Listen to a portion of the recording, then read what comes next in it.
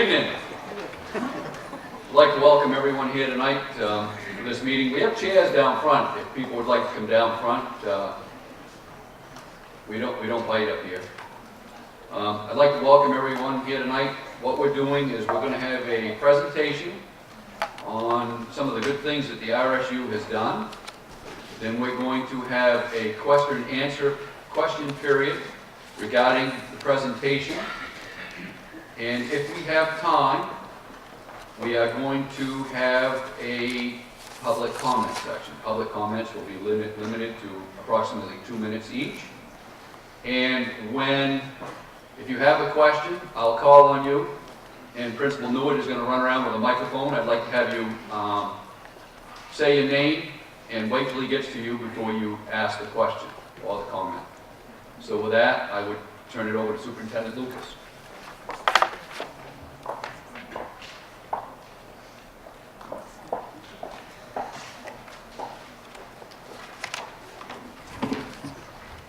Thank you all for coming this evening. It's a great turnout. We're very pleased to have you here. This forum was organized to give you a little bit of information and background on the RSU. We know that next week at this time you will have gone to the polls and made a very important decision regarding your students and the schools in your communities. So we wanted to take this opportunity tonight to share with you some information about RSU 24. Those of you who came in a little later, you probably have a handful of handouts that we prepared for you. If any of those raise questions for you, or if any of those you want more information, you certainly can contact us at the central office. We'll be happy to give you more information. But we're going to start tonight by trying to give you an opportunity to hear from the people who work in RSU 24 and who have been spearheading all of the work that we've been doing. So to start things off, we want to talk about educational programming. We certainly have been busy in this area. And I'm going to start by having Katrina Kane, Assistant Superintendent, talk to you about some of the accomplishments in RSU 24 related to ed programming. Katrina.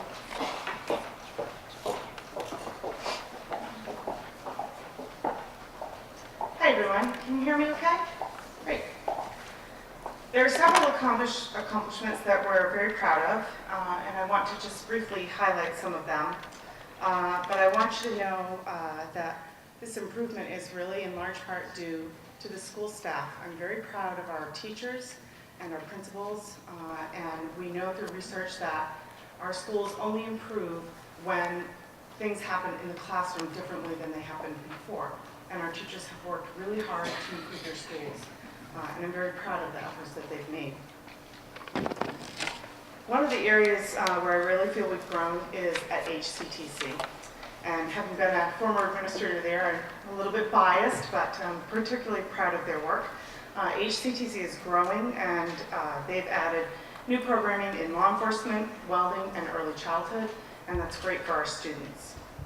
We've also demonstrated growth in student achievement, which is very important. It's great to see this improving. Very excited about those recent SAT scores at Ellsworth High School, and we hope to see that trend continue as well. Something that has been needed for a long time is alternative education programming at the high school level. At EHS, we have something called the Fourth Door.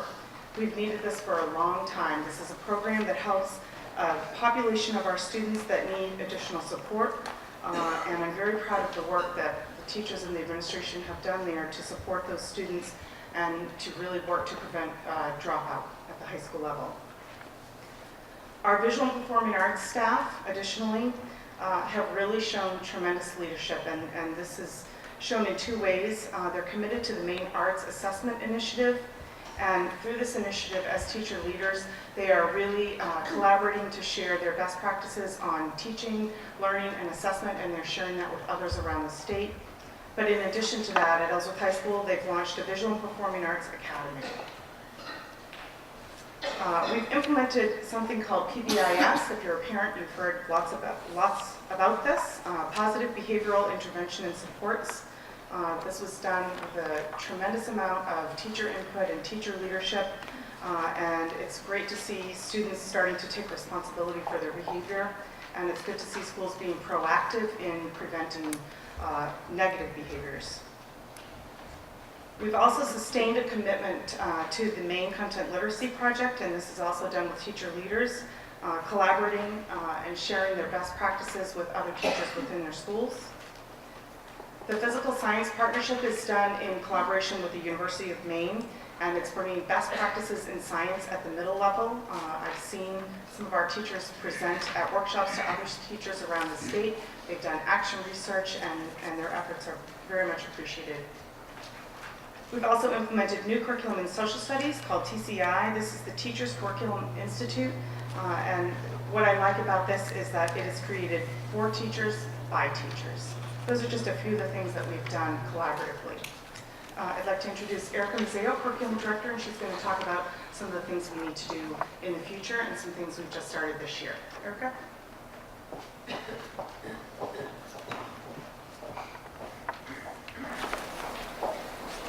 Thank you, Katrina. So we have a lot underway in the RSU, and this is only just a highlight. We've been working closely with teachers to streamline the learning experience and guarantee opportunities for all children across the RSU. This year, we've fully implemented the Springboard Language Arts program, 6 through 12, so that's a complete articulation. We had previously had it just at the high school level the past year. And we've also done the same with math, so Springboard Math is now implemented 6 through 12. We've simplified the supports a little bit with math, and we're using IXL Math for our support program. Adoption of Everyday Math program, the revised version to align with the Common Core K through 5. And then the Lucy Calkins writing program for K through 5 as well. And we've instituted time during the school week for extra support for struggling students. Moving on to the future, there is a redesign of K-5 science needed to accommodate next generation science standards and to guarantee high quality science programming in our K-5 segment. So we're going to be working on that over the course of this year and into the years to come. We are working to articulate curriculum fully aligned to the Common Core for math and ELA, as well as other national and state standards. We're developing a system for assessing and monitoring students' progress towards proficiency to answer the demand of proficiency-based diploma. We're realigning grading practices to a standards-based approach. No easy task. We're working to sustain professional community networks across the RSU to support all of these instructional initiatives. So this just speaks a little bit to the collective capacity we embrace in order to support students and enhance teaching and learning in the RSU. It also speaks to a vertical agreement with curriculum and programming, the depth and breadth of our professional learning communities, and representation we're able to offer up on state and regional boards and initiatives. That's just a little bit about educational programming initiatives in the RSU. Next up is Sulie from Arsenal.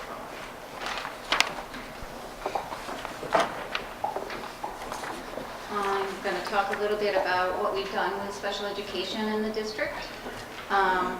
First of all, we have created some local programming to minimize our costly out-of-district placements when students have to go to specialized treatment. It's a very expensive venture, and so we have created programming that can address that in many of our schools and meet those kids' needs right here with us, so we can take care of that.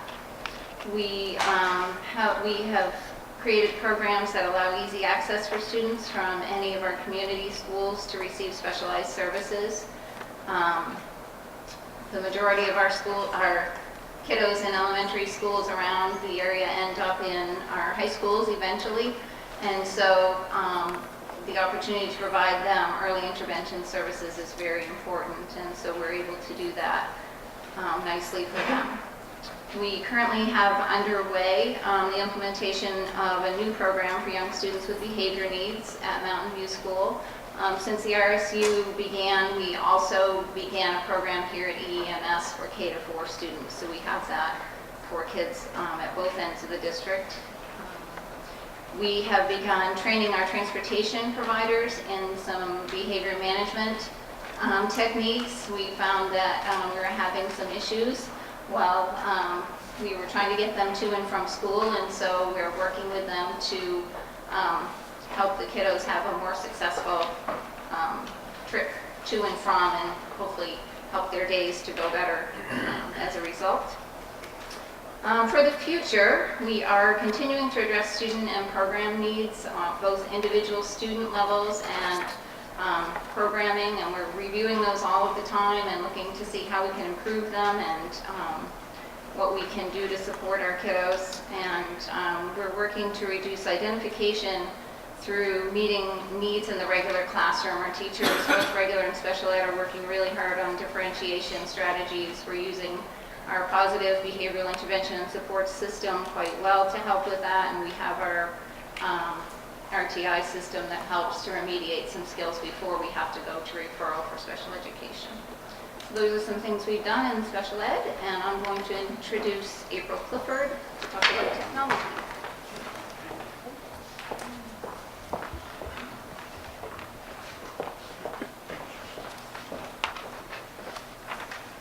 Hi, welcome. I'm always thrilled to talk about technology in the RSU. Most of you have seen me at the MLTI parent meeting for 7th and 8th grade or high school students, so you've heard me talk a lot. Great things happening here is that we implemented a one-to-one program in grades 6 through 12. So that means every student in the RSU has a computing device grades 6 through 12. In addition to that, each classroom has a pod of 5 machines, K-5. So that's a huge investment in technology. We also have at least 1 cart per school. Specifically, this school has a cart per grade level and a cart in the computer lab. We have certified technical staff that repairs computers in-house. Now, this is such an amazing savings. The first year of MLTI at the high school level, we had a lot of screen damage. And what we'd have to do is students would bring the laptops to the library. The library would call us, we'd get them, we'd pack them up, we'd ship them off to the repair depot. The repair depot would get them, process them, repair them, take them back, and ship them back to us, and we'd get it back to the students. This process could take anywhere from 7 to 10 days. By having certified staff in-house, the equipment comes here, the certified technicians repair the equipment, and then it goes out. So that's a huge savings for us. We don't have to pay, we get parts at cost. We don't charge for any labor, everything is come right here. So that's a huge savings, not only in parts and management, but also in time. And we want to ensure that the technology is in the students' hands. What we're working on, we also have technology integrators that work with classrooms to team teach, to integrate technology into the classroom. This is done in a variety of ways at different levels. I know here, for an example, technology integrators work with 6th grade teachers to teach them how to use LibreOffice or use those functions while writing. They've also done individual training and support. How do I use my grade book? How do I input grades? How do I post grades? How do I use IXL? How do I use everyday math? So they have support not only in the classroom, but individually for the teacher. This is the most exciting thing that's happened in the technology department is that we went with the MLTI 3 and adopt the iPad initiative for grades 7 through 12. And the reason this is so exciting, and those of you who've heard me before, are just like, we get to personalize learning for each student. So that device is not going to look the same for every student in the RSU. We're going to be able to, based on teacher recommendation and student need, be able to purchase apps or tools for that iPad so that students can really personalize what they need.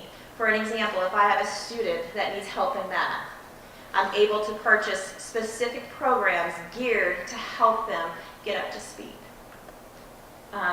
We're also, through that program, each teacher, grades 7 through 12, received a MacBook Air and an iPad mini.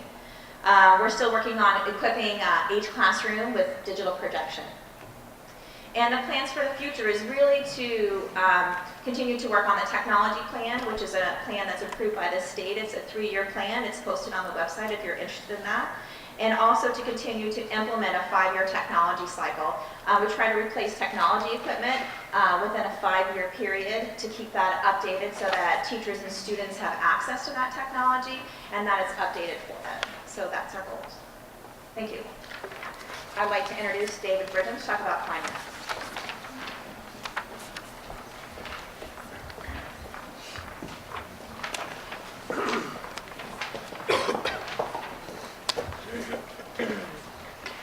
So I was going to do finance and then facilities, but Suzanne's going to step in and pinch hit the facilities because I'm losing my voice. So bear with me. Under finance, you know, the thing that we're proud of, we've mentioned it many times, I think the record speaks for itself, is the money that we've saved in your budgets over the past 4 years. Very proud of that. We've been able to take advantage of economies of scale, employing good business practices throughout the organization to do that. We have, in the last 4 years, weathered 2 state curtailments, one very substantial, $825,000, our first year of operation. We've managed to avoid short-term debt, so we haven't picked up interest costs by needing to borrow money, even though times are tight. And I think the thing I'm really most proud of is the team of real specialists that we've been able to put together. We have less people in finance overall than we did as separate districts in the RSU, but we've been able to kind of use people in areas of their strength and let them focus on things like payroll and human resources and not have to worry about accounting and getting the bills paid and those types of things, and other people that do the opposite. And I think that's made us a stronger organization and give us some real strength and expertise. Right now, we're very busy preparing for the new budget season. It's hard to believe it's October, we're preparing for the new budget season. We're getting ready to send out our bids for school supplies and copy paper and those types of things so that we can lock in pricing and name preferred vendors prior to starting the budget process so we know what we're going to be paying next year. We're also in the process this year, we have been for throughout the year in the process of collective bargaining agreements with employee organizations. There were 5 in the district. We finalized contracts with 3 of those organizations. We're still in the process of negotiating with 2 other organizations in the district.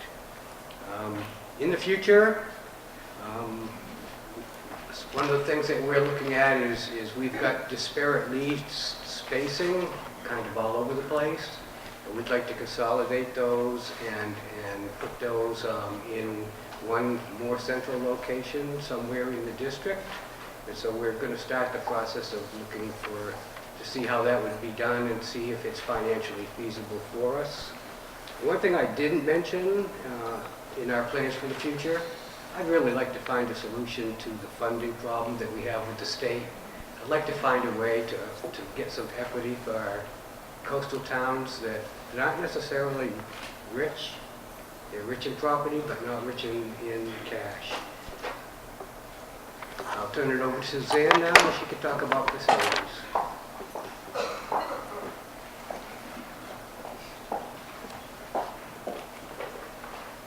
Thanks, David. In the area of facilities, as soon as the RSU got started, we brought 2 brand new facilities on board, the Peninsula School in Prospect Harbor, and as you know, this particular building that we're sitting in today. We also implemented some routine processes for reviewing and awarding bids and contracts for things like snow plowing, trash removal, types of services that may have been done sort of helter-skelter in the pre-RSU days are now taken care of with a very well-designed process. One of the most important things that we're able to do is to obtain QSCB, that's Qualified School Construction Bond funding. And that was available through the federal government and gave us an opportunity to get up to, for us, $3.3 million that would help us to retrofit our buildings to save on energy. And those projects, actually, as it ended up, we were unable to do about $600,000 worth of those projects here in Ellsworth. Because although we planned those projects and had hoped to get them done, when it came time to get bonding, because we were in the withdrawal process, the funding was not available to us. The people who wrote the bonds would not write bonds for that part of the project because of the uncertainty of Ellsworth being part of the RSU or not. However, we have completed those, are in the process of completing those projects in our other schools in the district. We also obtained revolving renovation funding, $2 million to help us with indoor air quality projects, and half of that is being spent on HCTC, and some work's being done there to hopefully provide a better HVAC system in that school.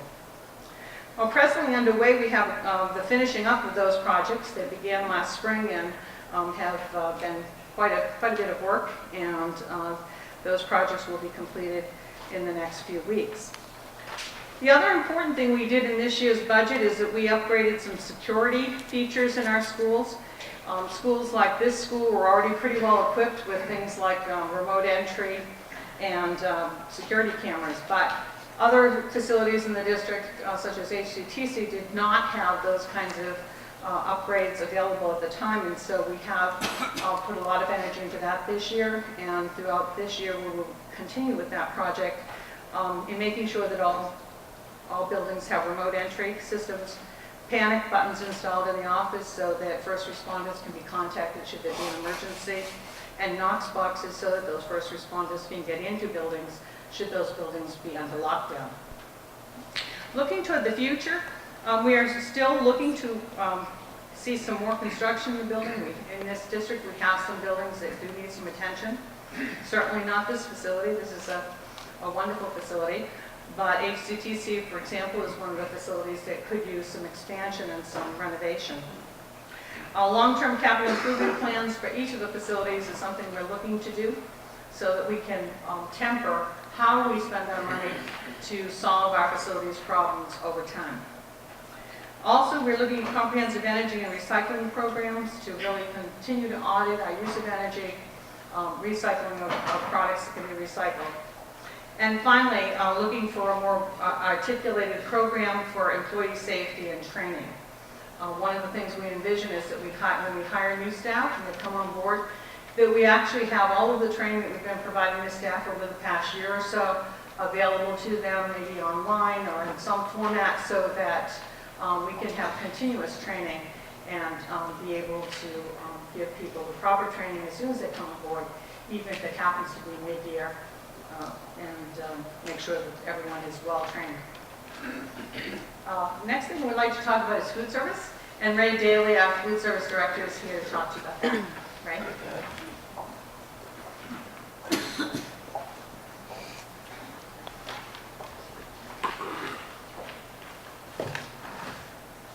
Thank you.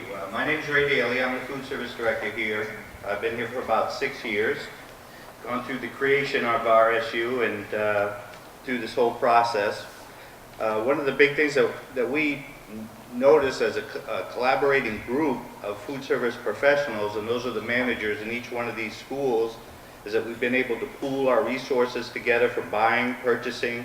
We've cut down what we started with, which was about $422,000 worth of actual budgeted for food service. We've cut that down to what we call flat line. We're going to run on what we make from reimbursement from our meals. We're going to try to zero up on that for this year. So I think that's a big achievement. We have a computerized NutriKid system that we have in all the schools that gives the parents access to the students' accounts. It also gives the availability to make online payments. We have a bunch of different things that we're working on with farmers, local farmers, to do farm-to-school programs. We have gardens in different schools. We have some brand new greenhouse going down into Sumner.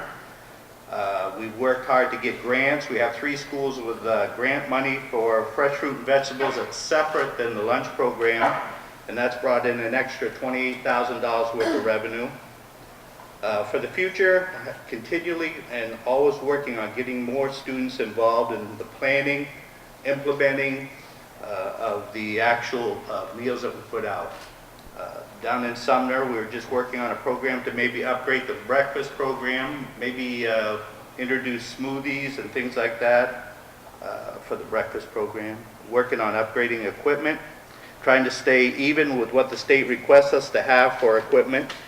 We want to put some steamers in some of the schools to cook food a little bit quicker. more nutritious. So we're continually always working in that direction.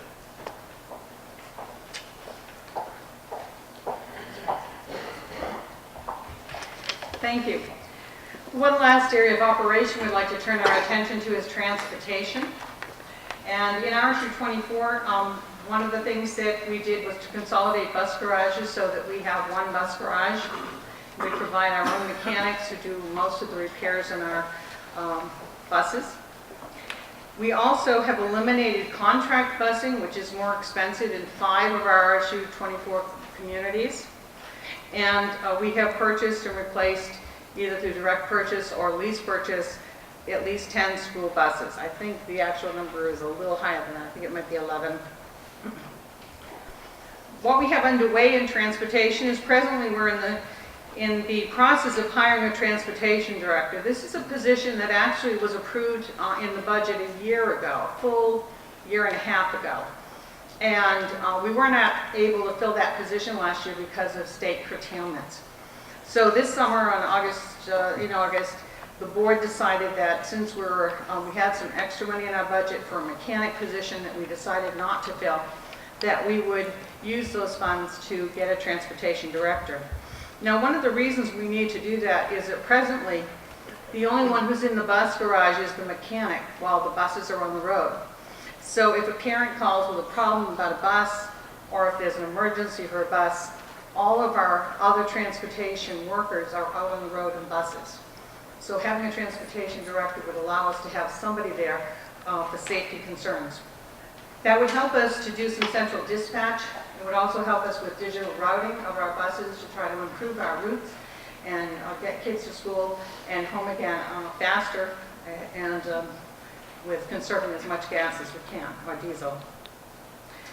Finally, looking to the future, one of the things that was on our agenda for the future was to eliminate the 3 remaining bus contracts and bring those back into the fold and provide district busing for those 3 communities. So that's what you can expect in the future for RSU 24 transportation. Now I'd like to turn our attention specifically to the Ellsworth schools. And we have with us this evening the principals and director of the technical center. And we'd like to give them an opportunity to come up and tell you a little bit about some of the exciting things that are happening in their school at this time. So we'll start with Ellsworth Elementary Middle School. We have Amy Peterson-Roper and Jim Newitt. The 2 of these share the administration of this building. Amy and Jim. Hurry up, Amy.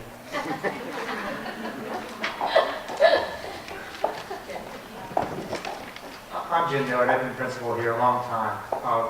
Certainly no secret, but one of the best things about working with kids is creating that student-teacher relationship. If you don't have that, you're not going to get real far with kids. We structured the school here to enhance that.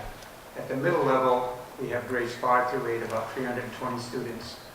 And we have 4 teachers on each grade level team, along with a special ed teacher that helps with the kids that have those needs. And we take those 4 teachers and we break them down into 2 pairs.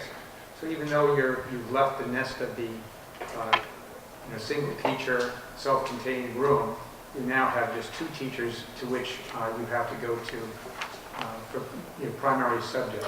So we try to create that nice student-teacher atmosphere here. What I do with those 4 teachers, I take one of them, and they're very kind to me, and they become part of a PLC facilitator leadership team. And PLC stands for Professional Learning Communities, and that's the time we spend together on Fridays, PLC we call it. What I like about having a meeting every other week with those PLC facilitator leaders is that we can create the plans that will go back to those grade level teams to determine how we are going to best spend our time with those students, particularly during 2 periods called RTI that we have each week. So at the middle level, those teachers meet every Friday. That's what happens when your students go home at 1:30 on Fridays. They get together, they plan things called ILPs, for example, with their team members. An ILP is an individualized learning plan. So each student below the 50th percentile on math or reading gets a plan drafted for them. And during RTI, which is response to intervention time, twice a week, those students get work that they need done. Now, there are kids that don't have those needs, and there's programs called IXL, a lot of acronyms tonight. IXL is simply a computer-based program that's correlated back to their NWEA scores, which is another test. So we try to connect, as you can tell, I'm talking a lot, but I'm trying to tell you that we're zeroing in our instruction and our remediation and our enrichment based on what kids need.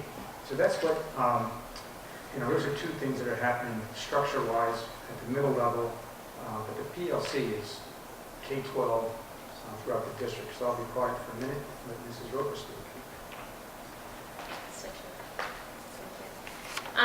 We too have different committees that we've been working on. In this particular year, what we did for the elementary side is everybody sort of got on board and took on a role so that we could meet the needs of what was going on for ourselves. So we have an RTI committee, we have a PBIS committee, we have a PLC committee, we even have an adult fun committee, which helps us sort of take a break sometimes and build camaraderie, build relationships with each other, because the work is really tough and we know that.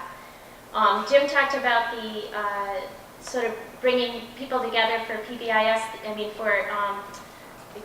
for the PLCs. One of the other things we've done at the K-4 level is this year, for us at K-8 at Ellsworth Elementary Middle School, is we were able to bring our spectrum teacher on full time. We've had 1.5 days at the middle level and 3.5 days at the elementary level with 2 different people, and this year we were able to hire Melissa Mitchell to be here full time, and she's actually been able to implement programming for children on an ongoing basis, which has been really great. One of the other things we did this year around an initiative is that we know attendance is a national issue, and last year we had Dawn McPhail, who's now the principal at Lemoyne School. She was our K-8 assistant principal, and she was really able to look at our data as a K-8 school and sort of come through, where our issues were. And we knew our issues were children coming in late who were missing in beginning instruction and children who were leaving early. And then we also have the children who don't come. And so we brought this idea to the administrative team about doing it's a national effort called Attendance Works, and we brought it to the RSU, and as an RSU, we implemented this the month of September. And we're happy to say that just for absences alone, we went up almost 2% for the month of September for kids who not only came to school, but came to school on time and stayed all day. And we think that's a really great thing, because if kids are not in school, they can't learn. The other thing we're doing is we're celebrating that every month. So we understand that not every child can come to school every single month.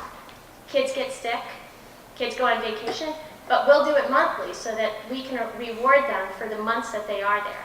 Because we know that in order for achievement to happen for any child, they have to be in school to learn. Speak a little bit more about curriculum. You heard earlier from several of the speakers that the staff, teachers here are dealing with new social studies curriculum for about the second year. It's called TCI. This year's new Springboard Math, Springboard ELA. Also we have, I think it's about the third year of PSP, Physical Science Partnership, which is a huge endeavor. And I just want to give the teachers, and I know a lot of them are here tonight, give them a lot of credit for what they have done to implement those programs, to get the summer training. We're talking sometimes weeks at a time, particularly for science. And then for the RSU as well, to get the trainers here. And they're coming from Kentucky, they're coming from all over the country to get our teachers up to speed. So it's been a great thing. And for me, best of all to see is that teachers are talking the same talk. It's not, even within a team, you would have one teacher doing one thing, one teacher maybe doing something else. And now you have programs that are aligned, not just across the grade level, but across the district. So Springboard, for example, is 6 through 12. So that's been a very nice addition to what we're doing here, to have that aligned. And I'll give a shout out to Mrs. Stackpole and Mr. Ford. Those are two teachers that with the PSP have not only been trained to implement it, but they're also leaders in the state. And that's a collaboration with the UMaine Physical Science Department and just bringing education to the front for science here. So I appreciate that. I think I'm done.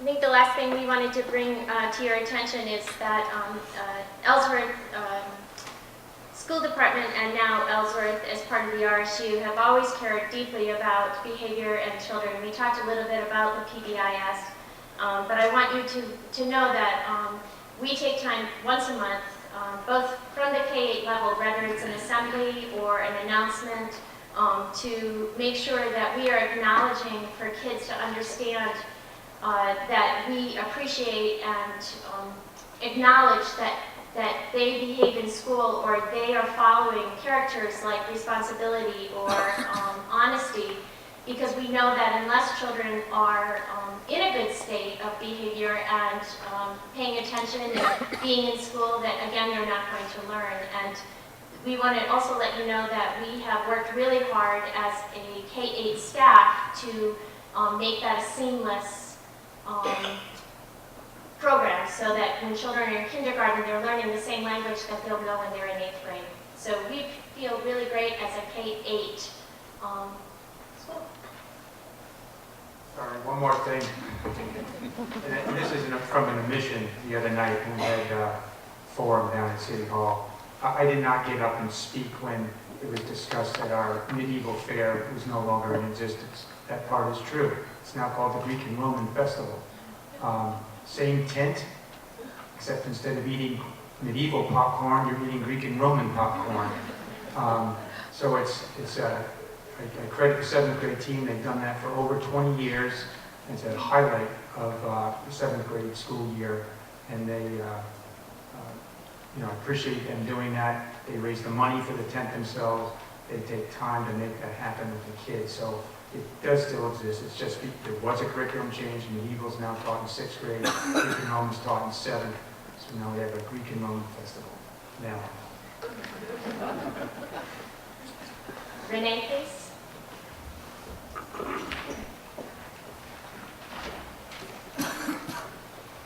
Thank you, Jim and Amy. Good evening. I'm Renee Thompson, principal of Ellsworth High School, and it is with great pleasure that I have the opportunity to share with you this evening some of the wonderful things that are happening at Ellsworth High School. There are many, but I'm just going to talk about just a few. What we currently have that we're working on is a sophomore transition, and what that means is our freshman academy has proven data that tells us that tight academy structure provides those students with a structure that helps them to want to be in school. Their attendance rate is higher, the failure rate is lower, and that data has prompted us to create a similar structure for our sophomore students when they are transitioning from their freshman year to their sophomore year. The sophomore teachers are meeting once a week right now, and in about an hour's time, they go through every single sophomore, name by name. It's a quick mention, but it provides them a pulse on what every single sophomore is doing, if someone needs to be called, if a parent needs to be notified, if the student didn't turn in a homework assignment, if there's, if they're starting to slip. The other initiative that we're doing this year, something that I'm particularly proud about, is what we call focused learning. This was created or became into my mind back in April. I read a book on response to intervention, and you've heard Amy and Jim talk about response to intervention. I read a book and I visited a school in Maine. And this school and the book prompted me to think about what could we do at Ellsworth High School for our students before they fail. There's so many students that we wait until they're in trouble, and I didn't like that. I didn't like that approach, and I wanted to reach kids while they were headed for trouble, not when they were in trouble. Because very often when kids are in trouble, it's too late. It's so hard to get them back, especially at the high school level. Something I learned from the book that I read is in order for an intervention to be successful, it must be built into the schedule and it's no opt-out. So it's required, it's mandatory for all students. Focused learning is built into the schedule. It's second period of every day at the high school. So second period at Ellsworth High School, every student is getting a very targeted intervention. The teachers tag students that need help. The teachers identify students that possibly didn't do well on a test the week before, that maybe need some additional support with fractions in math, or perhaps they know that they need help writing an essay. And we have a sophisticated app it's called FLAP, for Focused Learning App. The teachers go into this FLAP and tag the students. And all students are automatically defaulted to a study hall. And Mr. Applestein and myself, we share a study hall for those students that are not tagged, which are the students that we know are not needing additional help and support in the high school. So there's probably 80% of the student population, 80 to 90% are being tagged every single day during second period. We are also working on attendance at Ellsworth High School, and we're very aware of our attendance. Our attendance rate also increased this September compared to last September. We went from 91% to 94%, which is a 3% gain. And that means that 14 more students attended school during September at Ellsworth High School, which is a class. 14 kids is a whole class. We also began dual enrollment this year at Ellsworth High School. We are working with University of Maine Fort Kent, and we have 13 students that are signed up for a history class. It is being taught by one of our own teachers, and students receive high school credit in addition to 3 hours of college credit. This is something that we are growing and developing. We have teachers that will be teaching English and psychology and possibly math and biology classes as well. It's a great opportunity for our students to not only get that high school credit, but to get that college experience as well, right here at the high school. Katrina mentioned the VPA Academy, this is the first year we started that. It's been a work in progress for many, many years, so I'm especially proud to see that up and running this year. We have many, many students, over 20 students that have applied for that program this year. A couple of we are a SIG school, a school improvement grant was awarded to Ellsworth High School a little over 2 years ago. This is our third year. And there's many, many initiatives that have come about because of the funds that we've received through this grant. But a couple of them are project-based learning, which is a hands-on approach to learning for students. The students have an essential question. There's a specific topic or discussion that they create in a group. They also are assigned an individual assignment, which they research and develop and bring to the group. And there's the final piece is a presentation. It's a demonstration, and we typically have, we invite community members, we invite other people to come into the school and see these demonstrations as a result of project-based learning. And co-teaching is another interesting instructional model that we have at Ellsworth High School. Before co-teaching, we had identified students, special education identified students that were in separate classrooms, very often isolated from their peers. Co-teaching brings a special education teacher and a teacher in that content area together in the same classroom. And it allows us to take students that have been in classrooms by themselves or more isolated into a regular mainstream classroom. It's a very interesting approach, and It's not easy to develop. It's either a very happy marriage or not, and it sometimes ends in divorce. And we have to partner other teachers together. But when it does work, it's beautiful. And students that typically were not able to be in a classroom environment with their peers are now able to experience that. If you were to come into Ellsworth High School and walk around the school, you would see that teachers' doors are open. They're not closed. Our teachers are very comfortable and very welcome to have people come in and visit and observe and talk with the students, ask them what they're doing. How is this related to your education? What is the purpose of this assignment? How will you be assessed on what you're doing today? You'll see that the students are typically in groups. They're learning with another person or with 3 or 4 in a group setting, collaborating with one another. Very often the group has roles assigned, so there may be a leader in that group, there could be a recorder, there could be someone taking time, there could be someone facilitating the group. You're going to see students that are engaged in their instruction. They are student-centered classrooms happening at Ellsworth High School. Students are participating more in their learning. They're owning their learning. You're going to see teachers that are not always talking so much anymore. They're not at the front of the classroom. They're not lecturing. They're facilitating student learning. You may see another teacher visiting another teacher's classroom, and at the end of that class, that teacher will provide feedback to that teacher.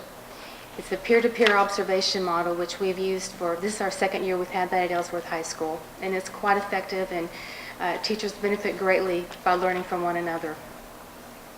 And of course, you're going to see co-teaching happening at Ellsworth High School. Thank you for the opportunity to share with you some exciting things that are happening at Ellsworth High School. And I'd like to turn over the mic to Amy Bose, Director of HCTC.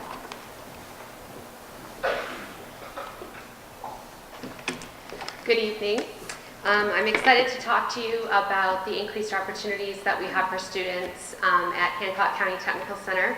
As you know, HCTC services about 200 students, and we get students from all over Hancock County and one from Washington County, which is 8 high schools. And as you've heard, we've had a lot of facility upgrades over the last several years and an increase in programming. But one of the things that I'm most excited about is the increase in opportunities for kids and the work of our staff. First, we have seen increased accessibility to CTE programs over the last several years. We have some high schools that have more than doubled the number of students that they send to us over the last few years. And that has been as a result of increased collaboration between all of the high schools across Hancock County.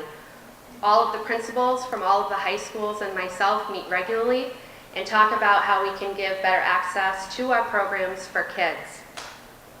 You also will have seen probably over the last few years that we've increased the rigor of our programs in CTE, and that's been a movement statewide. Some of you may know that CTE used to be voc ed. It used to be a voc ed model, and that has now changed to be called career and technical education. And what's happened statewide is all program instructors across the state meet with their counterparts. So for example, all of the automotive technology instructors across the state meet twice a year. And over the last several years, all of the CTE programs across the state have designated national industry standards that they align their curriculum to. That's resulted in an increase in opportunity for our kids.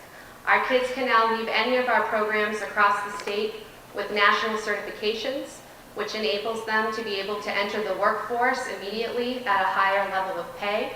And we've also been able, as a result of those certifications, to have students leave with college credits already completed when they graduate from high school.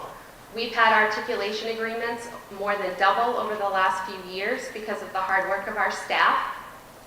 Staff has worked tirelessly with different colleges nationwide to provide opportunities for kids to earn high school credits while at HCTC as well as college credits.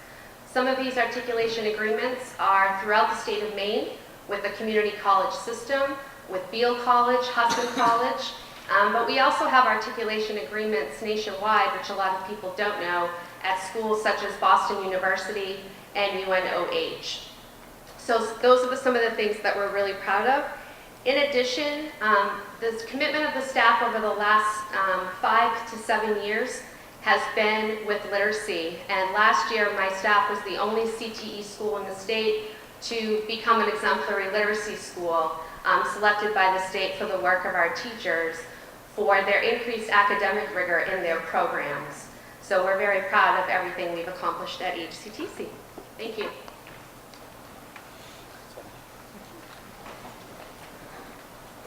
Thank you. At this time, I'd like to know if any board members have any comments before we open up to questions. Anyone?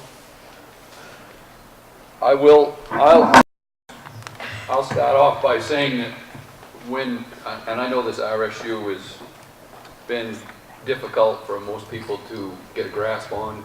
Governor Baldacci and Susan Gendron shoved it down our throat with really no option. We were forced into it. I was not in favor of it in the beginning. Several people from Ellsworth and other areas representing this board were not in favor of it. And as it has progressed, we have seen the benefits. We're providing an excellent opportunity for a student to have a good education. We've saved money, we've streamlined, we've increased our purchasing. All these things that you've heard, it has really benefited, in the end, the students of this RSU. With that being said, if no one has anything we'll entertain questions regarding the presentation that you've seen tonight.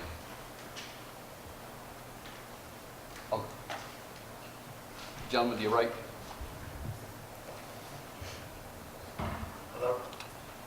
Hello, my name is Sean Hall. My daughter Courtney goes to Ellsworth High School. First of all, I'd like to say that the teachers are doing a really great job implementing all these programs, but I'd like to address these pamphlets.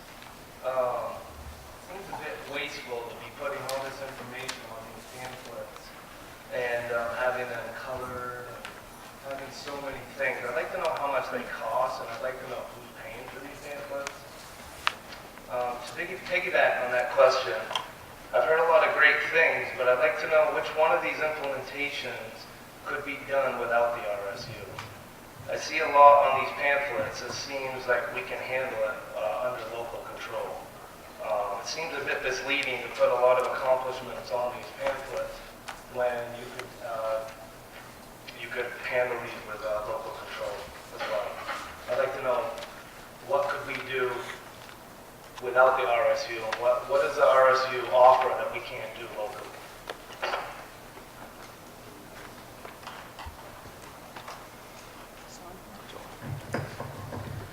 Well, as to your first question, I do not have the number in front of me. However, on the actual postage was bulk postage, and we've only mailed flyers to the 3 communities who are considering a vote on November 5th. Bulk postage was in the vicinity of $600, and we did have the flyers printed, and I have not received the invoice for that yet. We do budget each year for a certain amount of money that we use to send flyers out concerning our budget in the spring, and this year we probably will forego that because we felt it was much more important to get accurate information about the district out to these communities.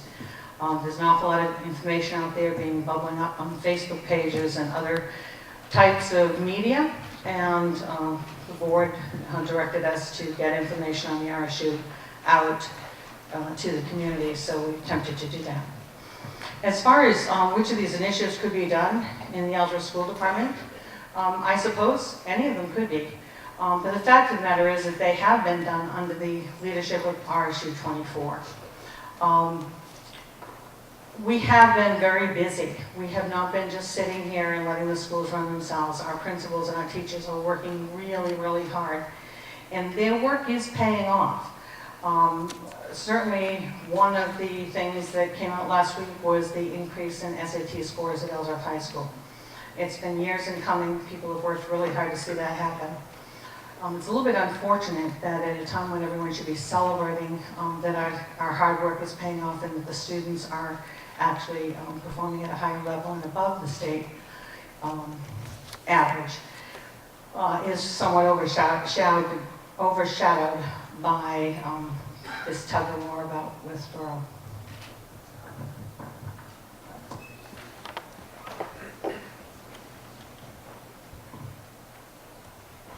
How many questions can I have?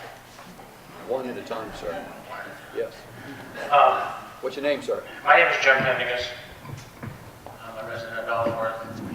I just want to make a comment. I may have a question later because I don't think this is time for my question because it is with regard to the presentation. But I want to ask you a question. I'd like to know who the board members are. Could we have them identify themselves? And if I'm not mistaken, is the 5 board members not present tonight? But you got 9 here, we have 14, so we have 5 that aren't here that didn't, whatever their reason was. This is probably one of the most important votes that this community and this district has ever taken. And we have 5 of your board members missing. I don't quite understand that. But I will reserve for my time to ask a question later, germane to something else. Thank you very much. Could we have them introduce themselves?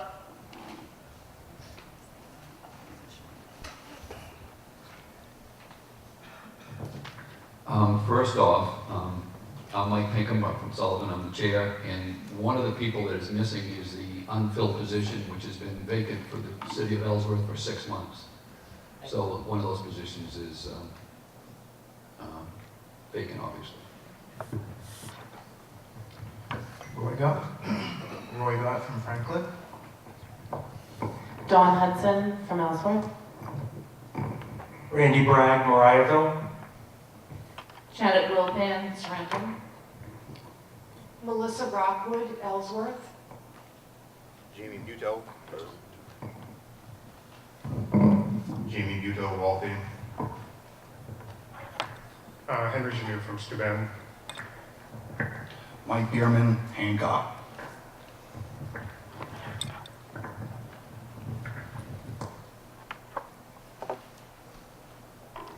Hello, I'm John Monroe. I'm a student in the elementary school. I'm kind of curious about the numbers on the SAT reading scores. It seems like one of the big issues here is, are we getting, more better performance as a result of the RSU implementation? And it seems like we have a sudden jump in scores in 2013. I'd like to get an explanation for those numbers, and also I'd like to know if in the previous years the school was above or below the state average.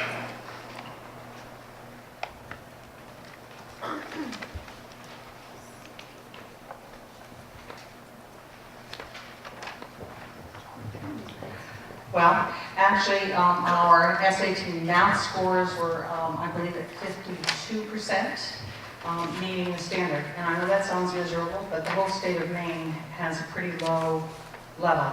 The state number for that was, and we actually had a graph that was marked, and I don't know why this one on the up here is not, but the state, I believe the state number was 48%. So finally, we are above the state average, and hopefully we will be able to sustain that. In the area of reading, let's see if something's-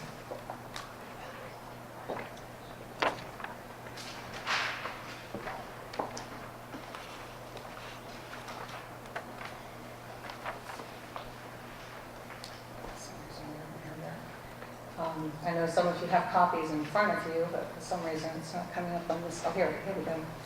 In the area of reading, the school score was around 53%, and the state score was at 49%. So about a 4-point difference between us and the state average. But it's rather sudden jump. I was wondering if you had an explanation for that. Are we doing something different? Yeah, we absolutely are. We've actually been providing some special support systems for the students who are low in reading. We've had a change in our math programming over the last few years to direct attention towards meeting higher standards in math. And also our change in instructional techniques at the high school are moving more towards student-centered learning, where students are doing more problem solving, more writing about their work. We believe is more aligned with the expectations of this test. The programs that we've just instituted, last year it was a reading language arts program, and this may be reflective of that, is called Springboard ELA. And Springboard ELA was actually developed by the College Board. It is a research-based program that's aligned to the state standards, but also to the National Common Core standards. And that program, we believe, is our best program out there for making sure that kids are prepared to a higher, more rigorous level. That program was in place in the high school all of last year. This year it has also been implemented in grades 6, 7, and 8. So as students move through, we're hoping to see continual gains in this area because we feel that it's a very high quality program. Implementation is difficult. It was difficult last year at the high school, and it will be difficult this year at 6, 7, 8 because the expectations are different from and in some cases more rigorous than what kids have been accustomed to at those grade levels. Now in mathematics, a little different story. We had adopted Carnegie Math, which is also a research-based program, very strong program. However, it was not a good fit for our teachers and for our students because a big component of it was computer-based, but it was a different way of teaching math, and our implementation with that was actually quite difficult. We had some struggles over that. So that's why we've now moved to the College Board developed Springboard Math because we feel that it is equally as high quality a program as the Carnegie, but a little different pedagogy. And the first read on that from teachers and parents and students is that people are seeming to like that program very much.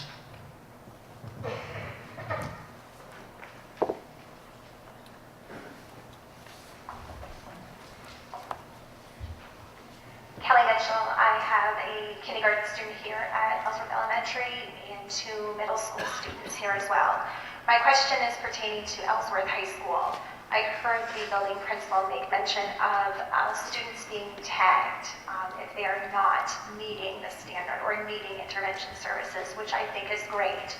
But my understanding is that enrichment services are not being provided to those students who are okay or being sent to a study hall. Why are they being sent to a study hall? Or are there course opportunities for them to utilize during the study hall time? Because it appears to me that the focus is being placed more on the child that is not meeting and not anything to do with the child that is meeting the standard. So if my child is meeting a standard, what enrichment opportunity is being provided during that instructional time? Well, Kelly, I think you bring up a very good point. This is a brand new program, just put in place. The reality is that a particular student may be tagged this week for social studies, next week for math, for a week from then for language arts. And I suppose there are a certain population of kids who are doing great and everything and will not be tagged for extra help. It's still early for us to see what those numbers are, and I think that certainly if we do find that there's a consistent number of students who are not needing help during that time, then we will find an alternative, perhaps online courses or some other type of enrichment for them that will make that time more productive. The reality is that for the most part, students no longer have study halls, so that time is used as a time to catch up on work or to get extra help. And it is designed for kids who are ready to fail or are really struggling, but it's also designed for the typical kid who this week is just not understanding what's being taught in math, or they have a question about their social studies assignment, or they need to work on a project. So it isn't just for kids who have severe issues. But we're going to watch that, and we're going to see how well that time is used, and there's a lot of discussion about whether this was the best use of time, how we would use it, what would happen. But as far as getting to kids and having teacher-student interactions over problems before they become big problems, it's holding a lot of promise for us at this point.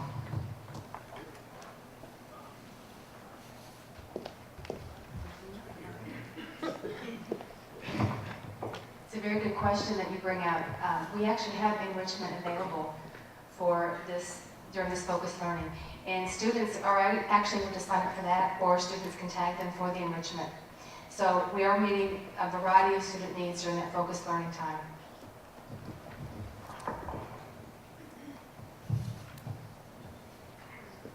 Hi, I'm Michelle DeWitt, former board member from the City of Ellsworth. And I think it's important, there was a question in here, but I think it's important to really understand how this SIG grant works, the School Improvement Grant. The listings on educational programming and all of these programs that are happening at the high school, you know, the peer-to-peer, the project-based learning, those are all written into a grant that is paid for through SIG grant. So my question to the board is, how much of SIG grant money is funding your program at this time? And if we didn't have the SIG grant money, how many of these programs would be able to be in effect right now?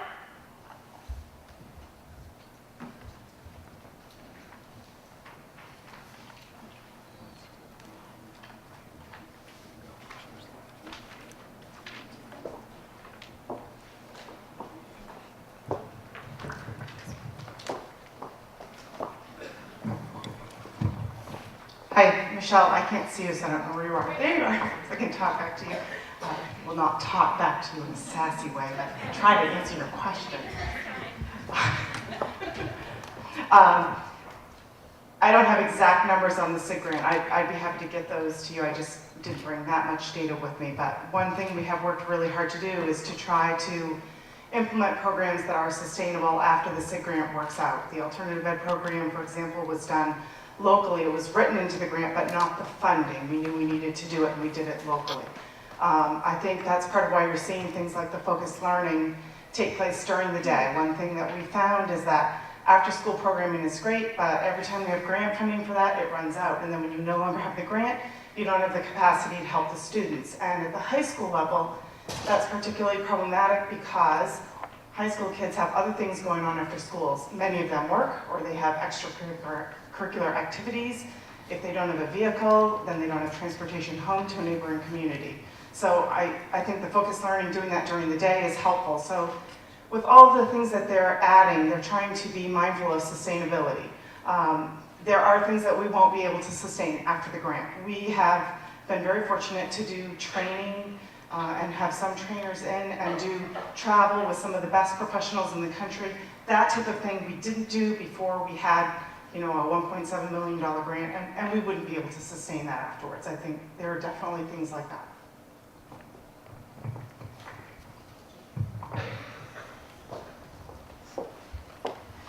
Maureen Junta. I taught at Ellsworth High School from September of 1974 to June of 2007. I have a question for the board, and it relates to the mailing I received as well as the presentations that I have heard. I would like to know, is it your expectation that these initiatives, the alignments, and the collaborations, and many other achievements that you mentioned this afternoon, and are they a result of Ellsworth's involvement in the RSU? And would they have occurred if Ellsworth had not been involved in the RSU? And I may have a follow-up question.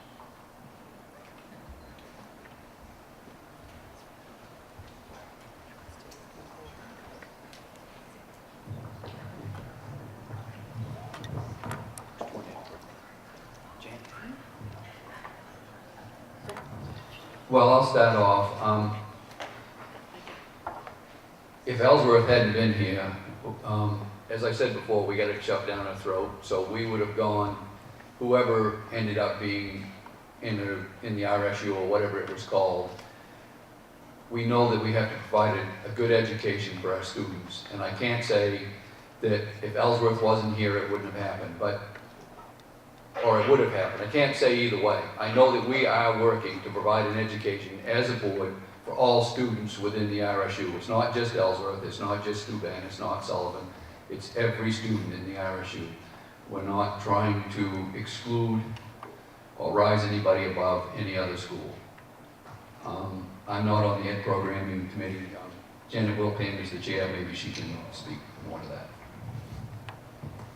All the programming that was discussed tonight, a lot of new initiatives have been since RSU has come together. So whether that's would have happened with or with Ellsworth, I think it would have, and if, hopefully Ellsworth is benefiting from all those initiatives.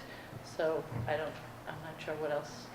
Is the implication that these collaborations, achievements, successes, curriculum alignment, best practices did not occur until we became part of the RSU? Oh, I wouldn't. That's not what's being said. Everything, you're always trying to improve what you do, and that's all we're working towards. What is the purpose of the mailing which I received? Oh, please. I'm Henry Janot from Steuben, I think. I'm Henry Janot from Steuben.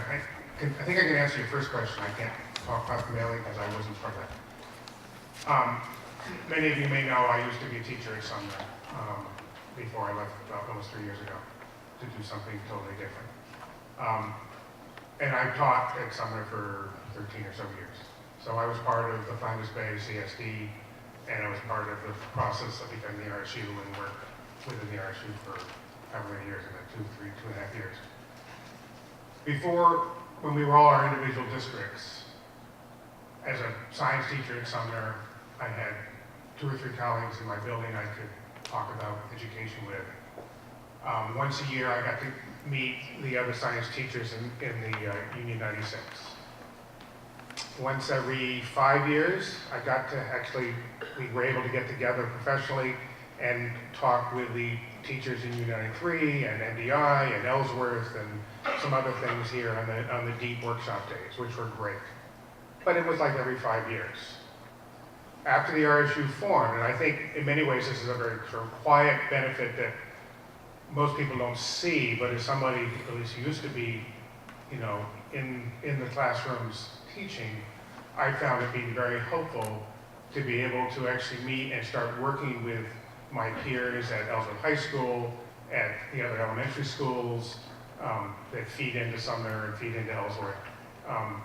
And that those meetings and those workshops and professional days that we had, whether they were a course that was set up to learn about a particular thing, or whether they were a conversation amongst science teachers or English teachers or math teachers about best practices, about how they're dealing with these different issues with the changes in the main learning results and the parameters for essential instruction and now the Common Core. Those type of things have only occurred because we were able to join together the 12 towns, the 3 districts, however you want to put it, to make that happen.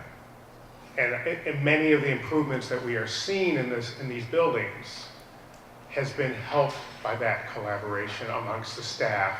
And the staff, I'm talking about teachers because that's who I hang out with, but I know the ed techs were getting together and different people, and the cooks were getting together, and custodial staff and whatnot were getting together. So they were all being able to learn from each other.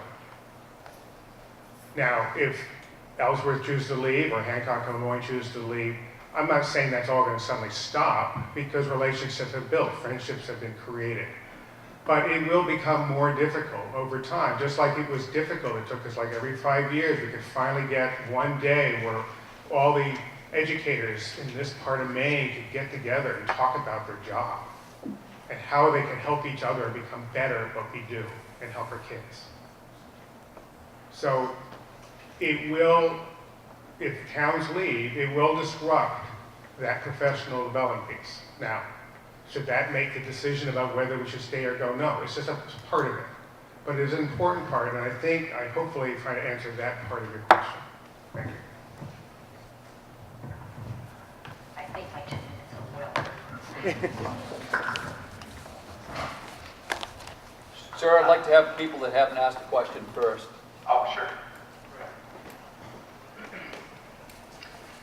Good evening. My name is Todd Little-Seabold. I have 2 kids here in the elementary school. I'm a professor, and I teach students often how to use data in honest ways that represent information clearly. I want to commend you all. I think that the flyer that we sent out was a good representation of your view of the benefits of the RSU. I've heard it from different people in different ways at different times, and I want to thank the RSU board. I know you all are committed to the education of the kids in this district. But when I read this information and when I see the presentation, I think there's a disconnect between the board and many parents and perhaps, I don't know how many teachers here in Ellsworth.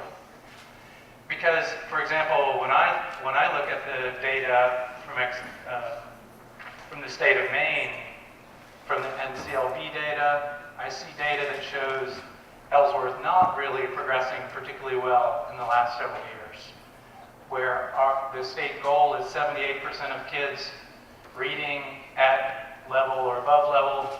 Our scores, as Susan says, 43 according to the state. In mathematics, the state goal is 66. Our performance is 44. What I haven't heard tonight is a legitimate reflection of you all's understanding of why a community would be concerned about the RSU. One question that I have, and it's a very specific question, is what you believe the level of community engagement has been since the creation of the RSU. My impression is, and my personal experience is, that there has been a somewhat impersonal and very difficult to engage with process. And let me give you one example that may be anomalous, but I think speaks to the challenges of a larger district. Some parents tried to organize here to do some school garden things. They came to the RSU and were told they could not do it here because it could not be done throughout the district. This seems to me like you in that particular case, frustrated a series of engaged parents who were trying to improve the educational experience of their kids because perhaps there was not a similar opportunity across the board. I was horrified when I heard that. That kind of experience persuades people that local control and the ability to go directly to a school board elected by the people of this community would give us more influence and more control. I hate to say it, but none of the conversation, none of the discussion tonight has persuaded me that the concerns about local engagement and local control are being addressed. I know you all are in a similar position in several of the other communities. But I think the legitimate desire of communities to be deeply engaged in the education, in the direction of their schools, not just by voting on a budget. Sir, is there a question in this? Because this is not the public comment section. This is the question regarding our presentation. Do you have a question? Yes. Well, he's continued on. He's continuing on, and he's not allowed us to answer the question. I think this would be a perfect example of what I'm talking about.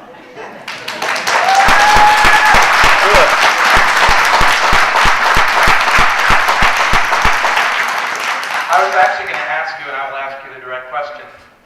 Isn't it disingenuous to represent the per student cost of Ellsworth as being lower, when in fact the student cost here has been lower since before the RSU, and will continue to be lower because it's the largest unit and the most efficient unit in the RSU. And I was wondering if there are other things that you think are not an accurate representation.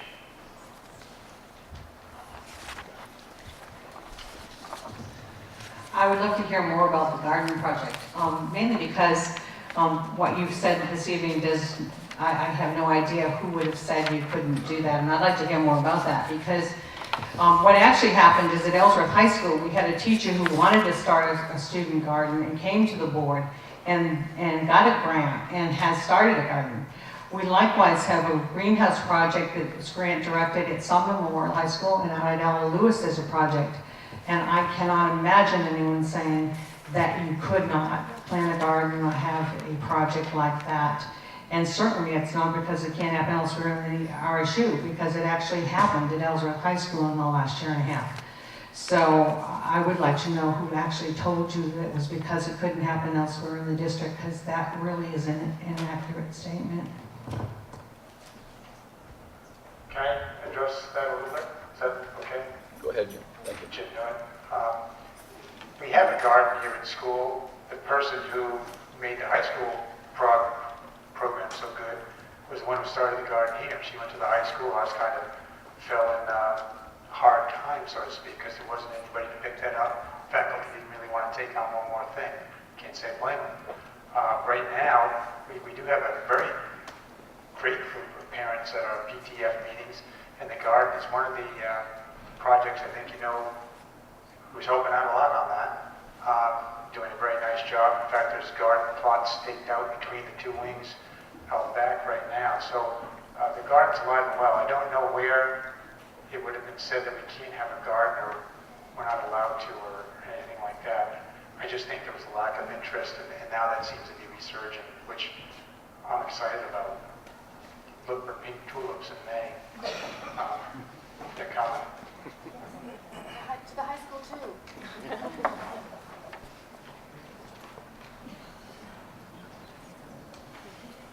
If possible, I'd like to hear an answer to the question that you actually asked Todd for about the per student cost and how that's been touted as one of the big, reasons why Ellsworth should be happy with the RSU is that our per student cost is lower. But that's just a matter of we're a bigger town. We always have been. And so, my name's David Virtue, I'm the business manager, and the gentleman is somewhat correct because this is a graph that came off data that I supplied the superintendent from a spreadsheet, and my spreadsheet says per student operating appropriation. And so what the data depicts is the combined state and local appropriation divided by number of students. It's not the expense per student. And so I apologize that I did not catch the mislabeling when the data got converted to a graph.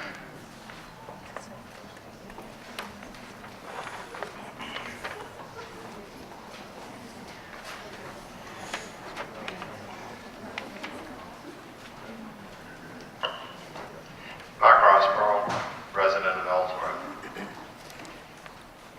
As you know, Ellsworth is looking to get out of the RSU. We were asked by the voters to negotiate with the board to develop a contract that the Department of Education would accept. That contract is now, on November 5th, going to the voters as an up or down vote. The three premises that we started on were taxation, local control, and quality education. I've heard so many times that what we're looking to do is reduce the taxation. As Mrs. Lucas has said within our group, that's very difficult to do because the state sets the mill rate. They also set the evaluation of the property in Ellsworth, and those are the taxes that we must raise in order to get our subsidies. So in the process of doing that, I took the figures from our taxes that were raised in 2009, the year prior to going into the RSU, brought those forward. The same method that Mrs. Lucas has prepared in stating that there's been a $9.5 million savings in the RSU. From the standpoint of Ellsworth, using that same type of calculation, I come up with a $6.8 million that we have spent in addition to what we spent in 2009. That is the increase in the tax and also the reserve account that we had to turn over to the RSU when we went in of $1.4 million, roughly. So now if you folks, and I'm not questioning your math, but if you've saved $9 million, and it's cost Ellsworth 6.8. Where has that $6.8 million gone? So, and it's not the taxation, because that's pretty evident. But as you go through now, I'm taking it to the local control. If we had the local control and we had those taxes in Ellsworth, we could put those taxes to work in setting the standards and programs that we felt were important to raise education levels in Ellsworth. That's the quality of education. What I want to take you to is 3 reports.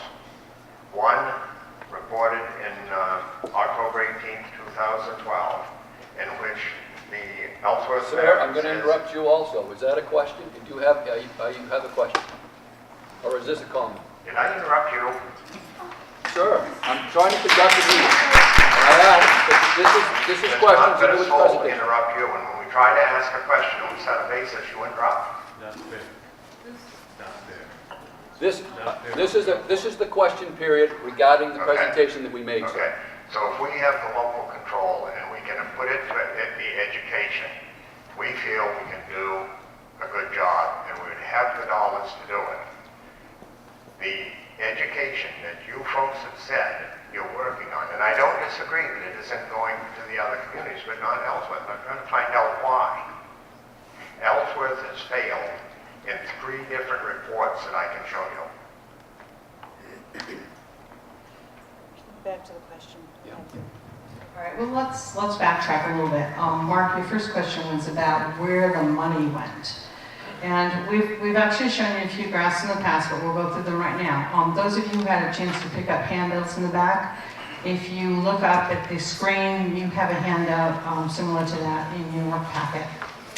And if you look at this, this actually gives you a lot of information about what's been happening to Ellsworth tax-wise under the present state funding formula.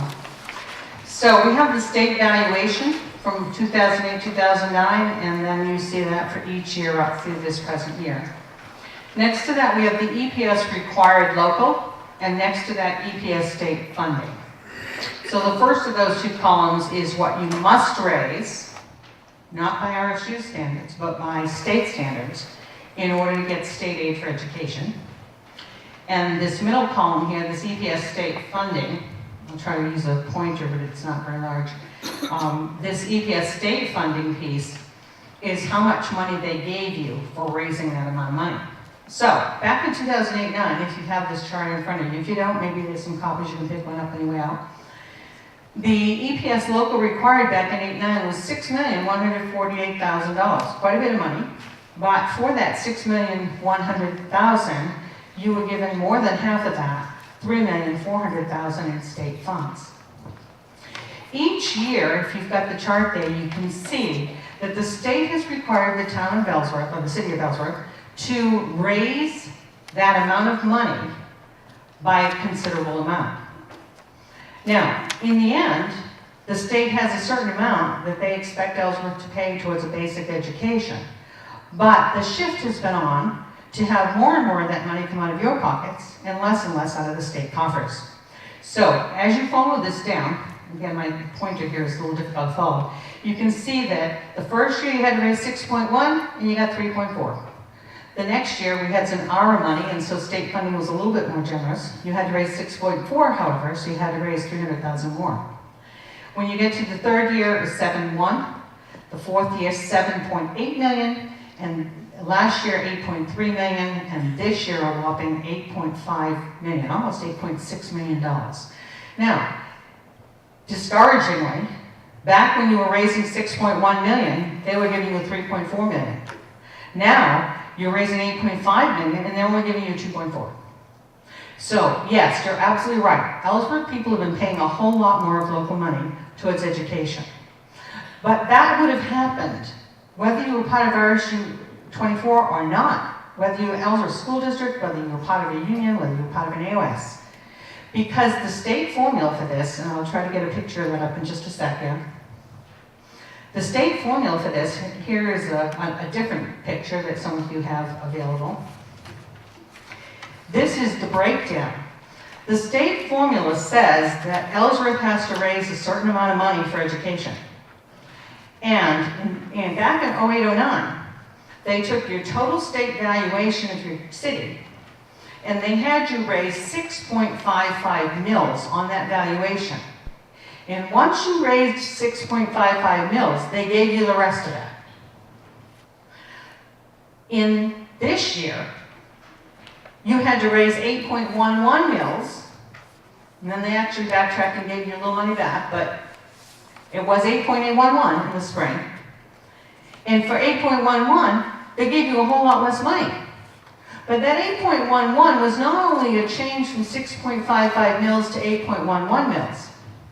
That 8.11 was on a whole lot more money. Because the state valuation in the city of Ellsworth over this 5-year period grew by $120,450,000. Now, that's not the state valuation. That's how much it grew during that 5-year period.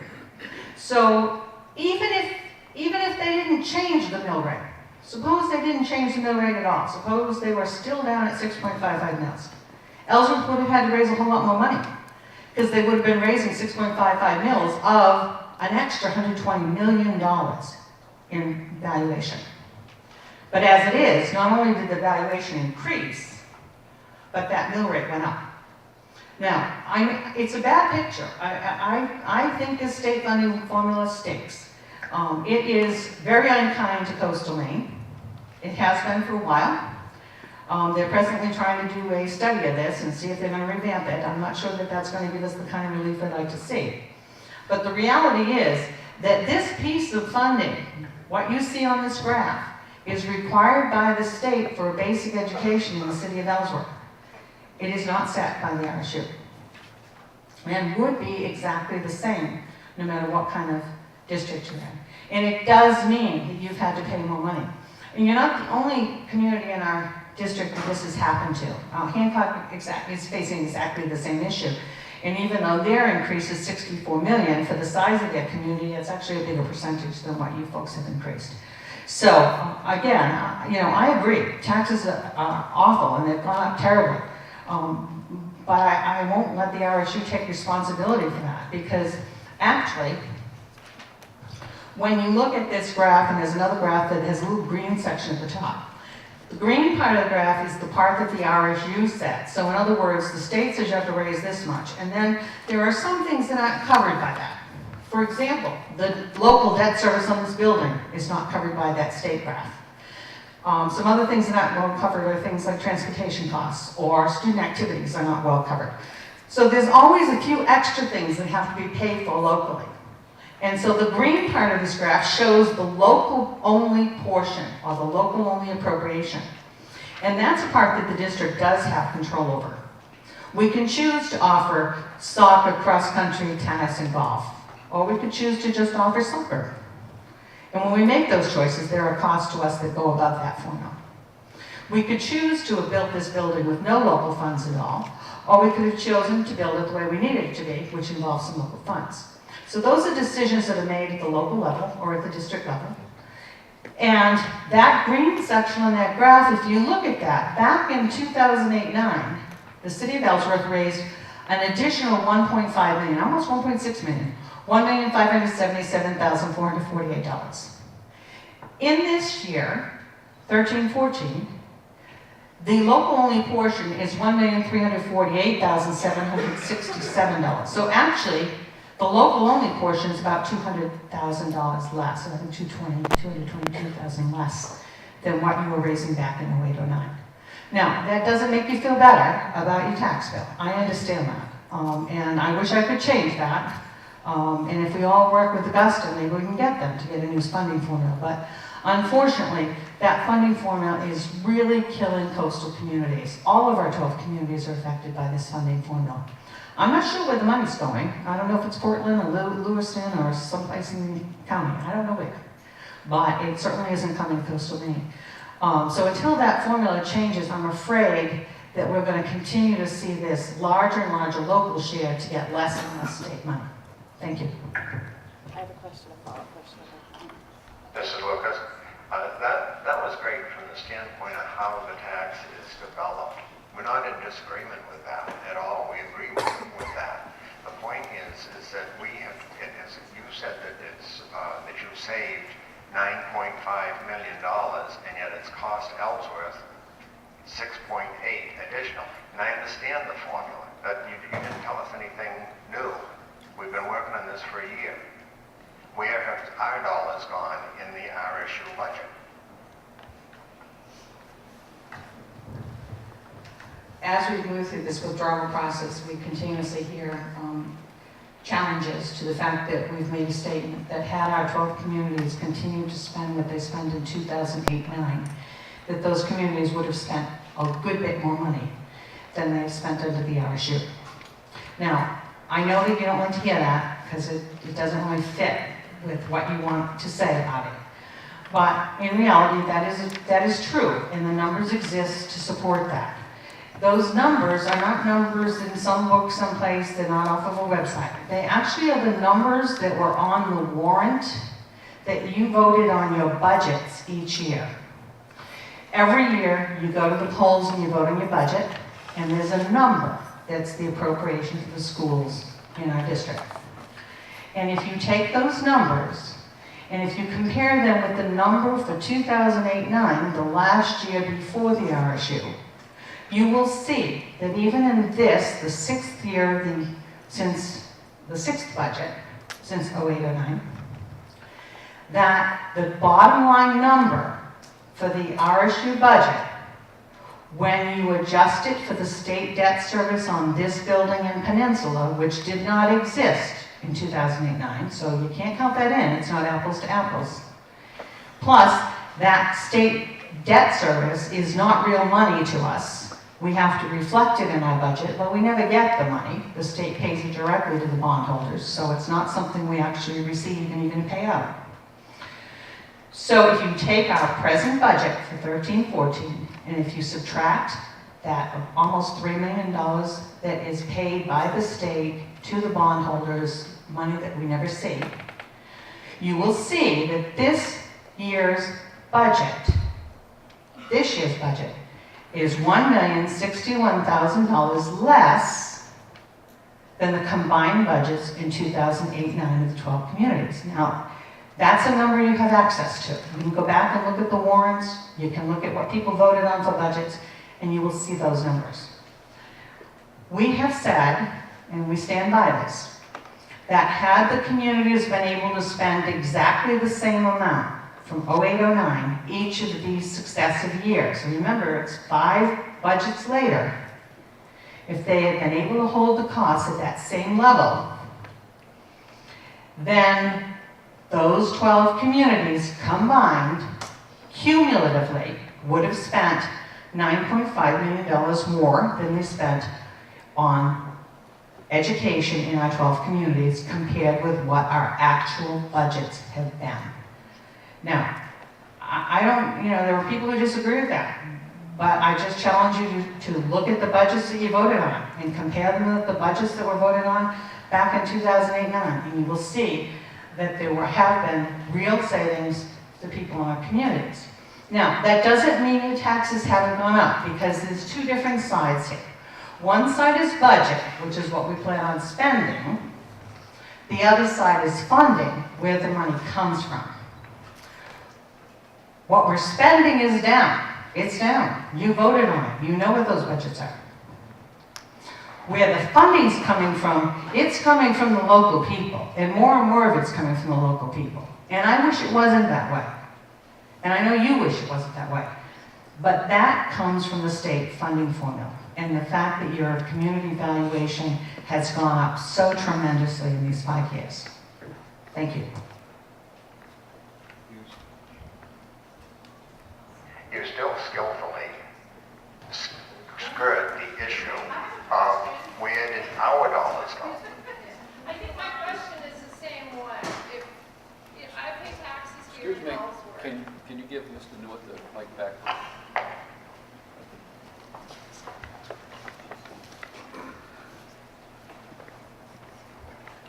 I'm an Ellsworth resident and I pay taxes here in Ellsworth. And my understanding understanding of this is that in 2013 and 14, there's $9.9 million, which is our taxes and the state funding. And what I want to know is if $9.9 million that we've raised here in Ellsworth, is that being spent here in Ellsworth?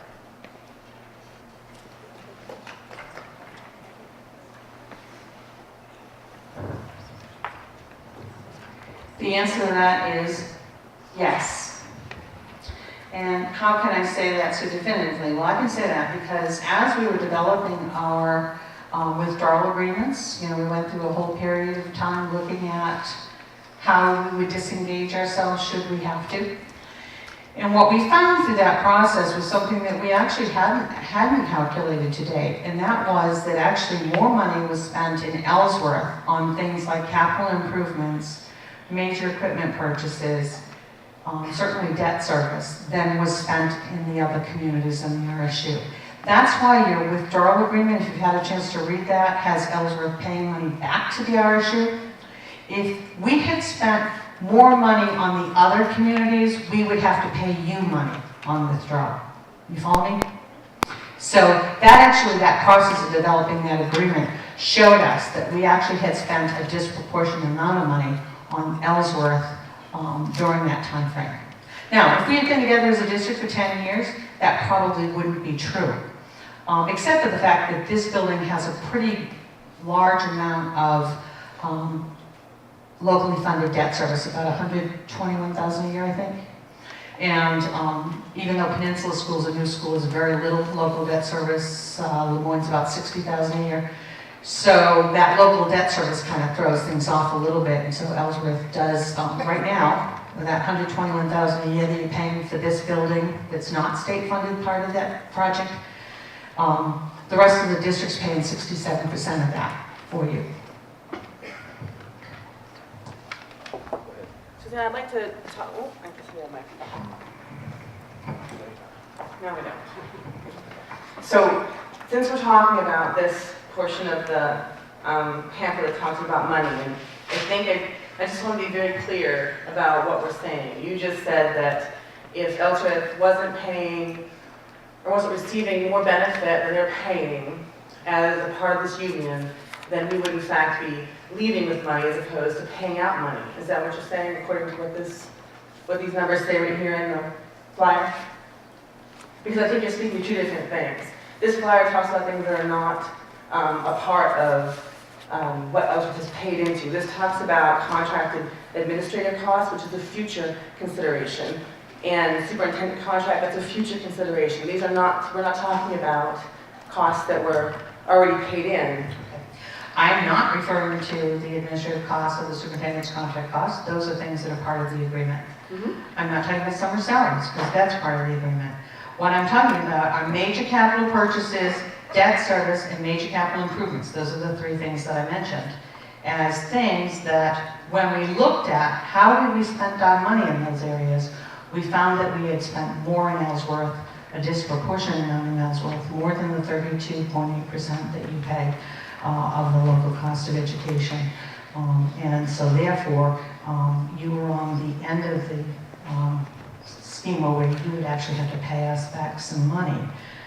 That's not true in all three of the communities, by the way. In some of the communities like Hancock, they actually had less district money than their percentage spent, and the RSU would be paying them some of that money back to pay them back for the share that they paid to other communities, capital improvements, capital equipment purchases, and local debt service payments. Except you're not taking into account the fact that there is a fund balance, which you will receive back as well if the district doesn't use up that money first, that would offset most of that, and using those three numbers, you would get money in return for leaving. That's what money that we have paid in excess. So you're only talking about liabilities and not the excess.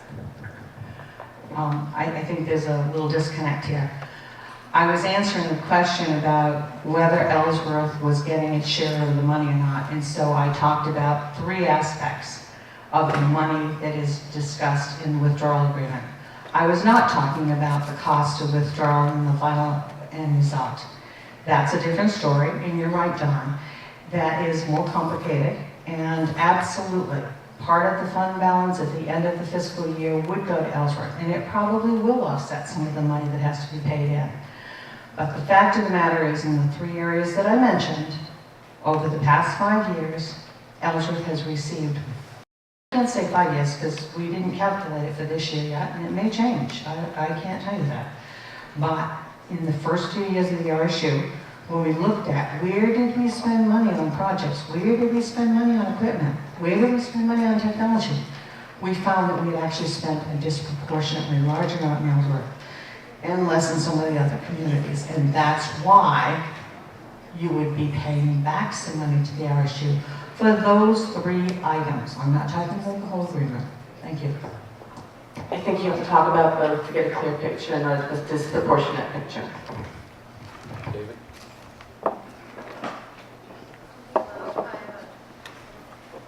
Just a minute, ma'am. We're going to let David Brennan speak.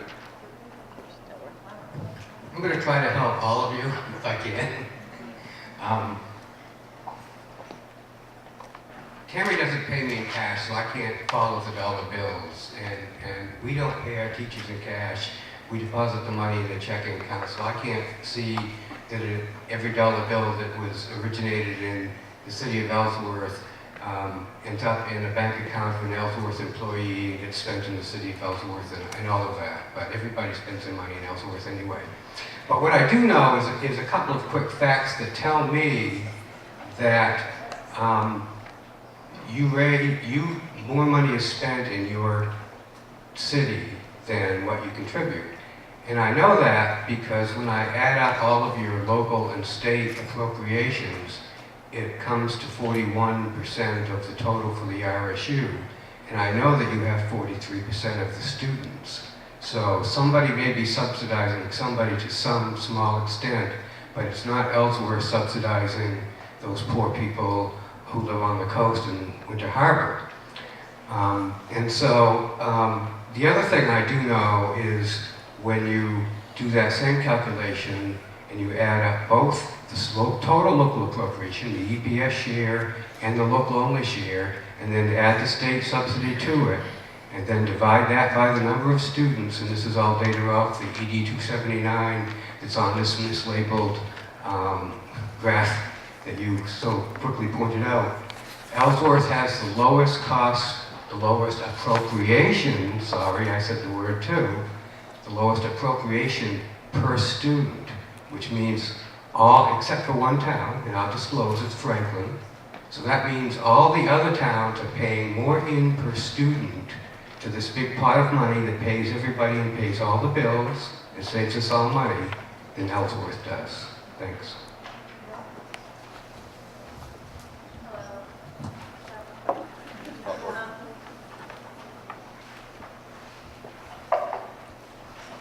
My name's Kathy, and I am a student here at Ellsworth Middle School.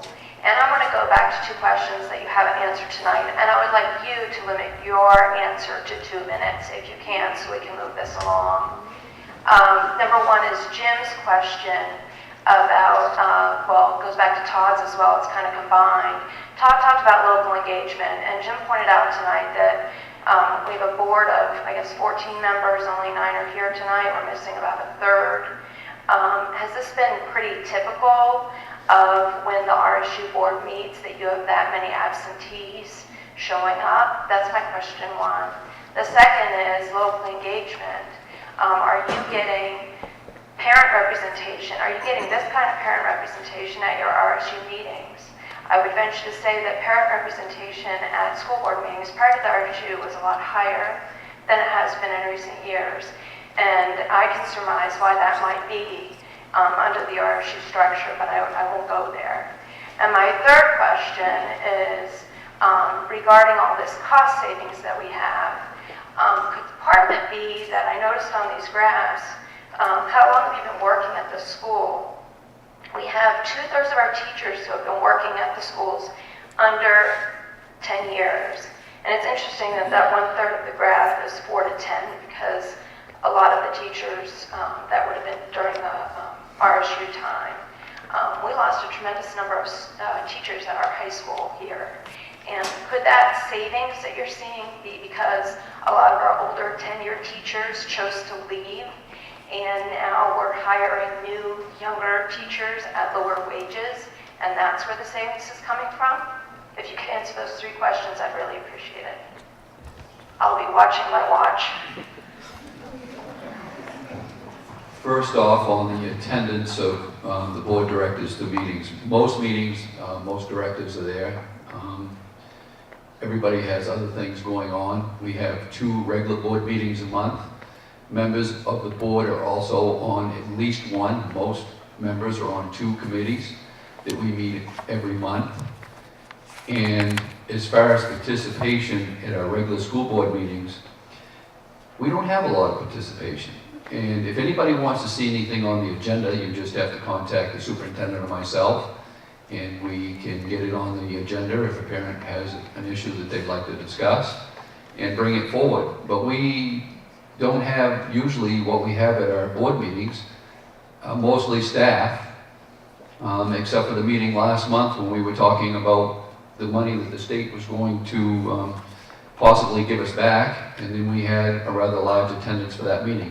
And since I've been in the RSU, that's about the largest attendance that we've had for a board meeting.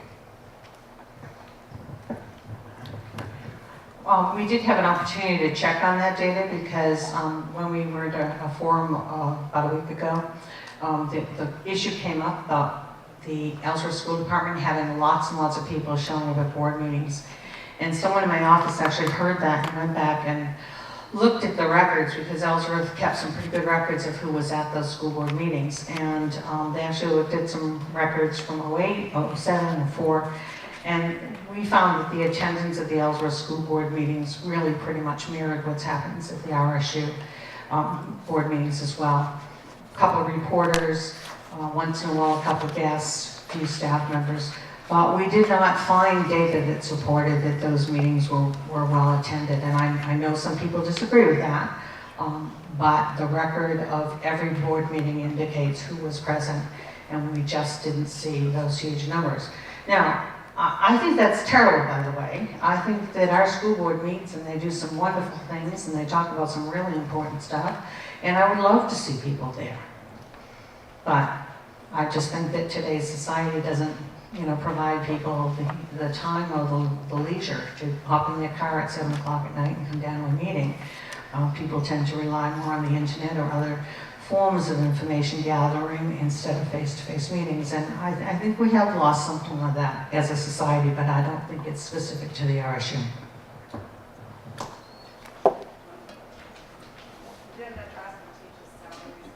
Teachers, the 21 teachers.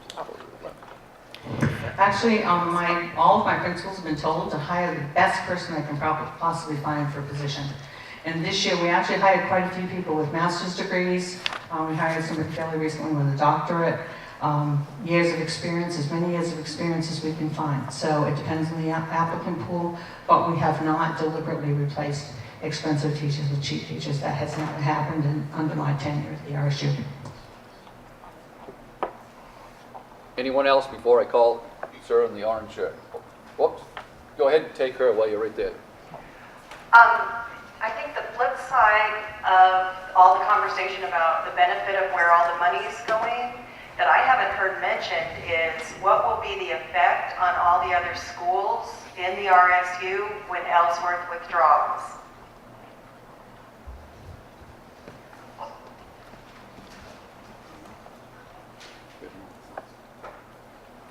We have no way of knowing. There are three municipalities that are attempting to withdraw. If one or all 3 of those do, it's going to have a different outlook on the ones that remain. There's no way of knowing.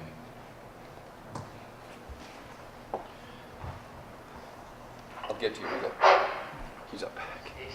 Not like these. My name is Kiki Katsiafikas. I'm an Ellsworth resident. I sat on the school board. I sat on the very last school board before consolidation was implemented. And I was on the board for 9 years. And I've watched this issue and I've tried to keep an open mind. I've talked with board members, I've talked with teachers, students, administrators, and I really had hoped to come here tonight and hear something new that I hadn't heard already. I saw the slides, I watched the screen. When I look at the mailer, what has been said, the quality of education in Ellsworth schools has suffered as part of the RSU 24. All of these items listed under the facts were all things we were working on when I was on the board for the 9 years I sat on it. And they may not have been identical issues, but in theory, they were the same thing, improve the quality of our education. And when consolidation was announced, I resisted it. We lost a wonderful superintendent because of it. It was forced down our throats with threats that never materialized. But what ended up happening, I've not seen the benefit to Ellsworth, and I've not heard here tonight how Ellsworth will be damaged if we withdraw. My one concern about the sending schools at the lower levels is that if the curriculum is changed, it could affect our high school when the lower level students come in if the curriculum is not on an even scale. That's my one concern. But I've not heard anything that has told me, and I would like to hear it, how Ellsworth has benefited from consolidation. I just would like to hear it in a nutshell. And I know there are many aspects to it, but I've not heard anything yet or seen anything yet that was not in place for the many years that I served on the board with some very good people. We had constant interaction with the teachers, the superintendent, the principals, they were all accessible to the public. The board is accessible to the public. And I think that's what people want to get back. And I think they'd like to hear some reassurance that that can happen. So if someone could tell me that, I'd really like to hear it.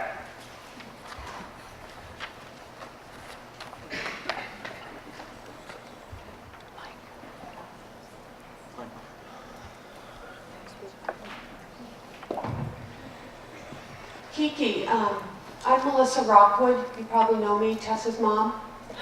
Tessa and Elizabeth's mom. I'm new to the RSU board, and I came on to fill Michelle DeWitt's seat in May. And I've really enjoyed the last 5 or 6 months on the board. I've got my name on the ballot for November. In the time that I've been on the board, I have never seen this many people at a board meeting, ever. Ever. I see principals and teachers at board meetings, but I never see any of these people at board meetings, ever. And this is your local control right here. It isn't gone. The schools are not gone. They're here. They're still your schools. We're still working on the things that Kiki's board was working on when she was doing it, and we're doing it in committee work, and it's still exciting. But come to our meetings, participate. All you need to do is show up. That's half of it. That's it. I've had kids go through the Ellsworth school systems from 1993 to 2013. And I would have to say that the last 4 years of my last child in the Ellsworth High School, he had more opportunities for advanced placement and courses than the other 2 kids did. And that's a fact. He could take courses at the University of Maine through Academy. There were lots of opportunities for him. And all together, we can raise the quality of education in the Hancock County and Washington County area together.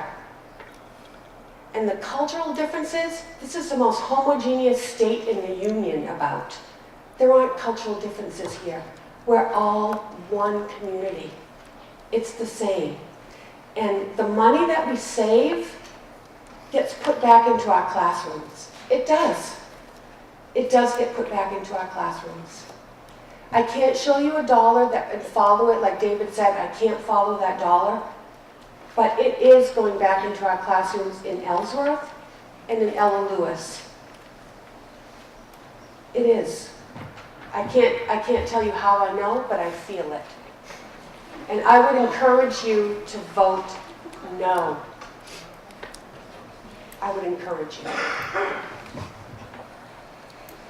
We're going to have time for a couple more questions, then we're going to go into a quick public comment section. So, sir. Ken Shea from Ellsworth. A comment on the flyer distributed, the mailing you sent out. You've indicated that Ellsworth is going to, so I think you have to pay the RSU $1,255,000 for the summer salaries. If in fact Ellsworth stays in the RSU, they're still going to have to pay 32.85% of that value for their own teachers. Plus, they're going to have to pay 32.85% of the summer salaries for the other teachers in the RSU. I believe that's correct. If you read that, it's real clear that it's just an estimate. And the withdrawal agreement, some of us are very familiar with that. I know you are, Ken. You and I spent a lot of nights together in those meetings looking at this agreement and struggling over it. But lots of people out there who will be voting on the 5th have not ever seen that agreement at all. They don't have any idea of that. We're hoping that this information would at least give them an opportunity to know a little bit about that agreement and to go and actually look it up and get some more information. Because we know that some folks in this room spend a lot of time on this, and we know this, we know how this works.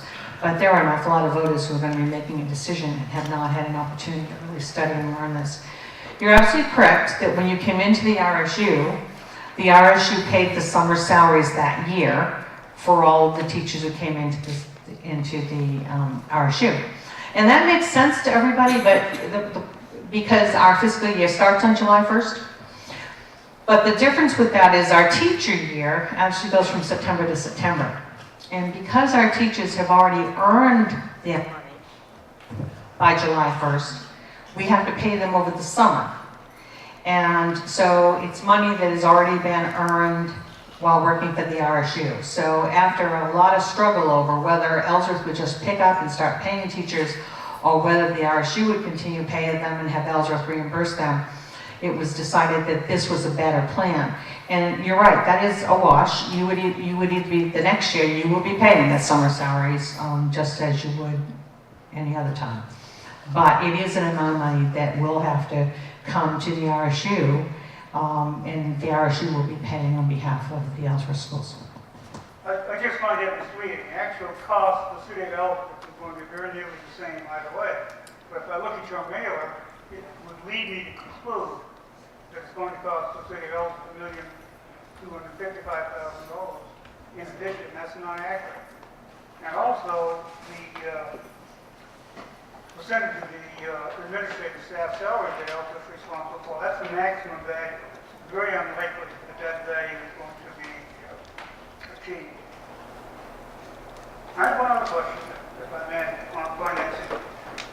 The $9.5 million that has been purported to be saved by the RSU, that's based upon the annual operating budgets for the RSU compared with benchmark year of, I believe, 2009 to 2010. Isn't the Ellsworth High School debt service included as part of that operating budget? Yes. You use the same methodology the debt service for Ellsworth High School, reduce it every year. Yeah, that's right. A significant amount of money. If you use the same methodology for the reduction in the Ellsworth High School debt service as you use for the savings, $343,000 for that $9.5 million savings is because of a debt service reduction. There's absolutely nothing to do with efficiencies brought about by the RSU. So again, I think you're misleading people. Well, you're right about debt service. Debt service in that case is a reducing amount over time. Just as if you look at the debt service on this building, the debt service next year will be a little bit less than it is this year. And that will be true through the 20 years of that loan. That is not true, however, in the debt service on Lemoyne, which is a fixed rate per year. Hello, this is Bill Beardsley. I'm a resident here in Ellsworth, and I'm a fiscal conservative who believe in local control and have been studying these issues really hard and asking the same questions that Kiki has asked. And analyzed this as carefully as I could, and I was going to say 3 reasons why I believe Ellsworth should stay in the RSU and why it benefits Ellsworth. And let me just share them. First, very simply, test scores are going up significantly. And I think that that's something that we should just keep in mind, that our students are doing very well. And it may not be entirely the RSU, but certainly the RSU deserves a lot of the credit for that. Second of all, in Augusta yesterday, we discussed the whole issue of technical college, technical schools and centers, and how they should move towards national certification, how they should consider literacy for CTE programs, and how we should try to blend getting more academic content into the CTE. My role, what I understand, but I want to get it verified, is that Ellsworth is moving ahead very significantly and is a leader in these 3 areas that were discussed in Augusta. Thirdly, and this is something I would like to understand better, it seems to me that right now, teachers in Ellsworth have the ability to be mobile and to take their contracts, their tenure, and other things to any one of the other schools in the district. In other words, they have flexibility to move within the district. That may or may not be important to current teachers, but having that kind of flexibility to move within schools, within the RSU, is a very powerful tool for attracting new students from away. And I'd be interested in your comments on those 3 observations. Thank you.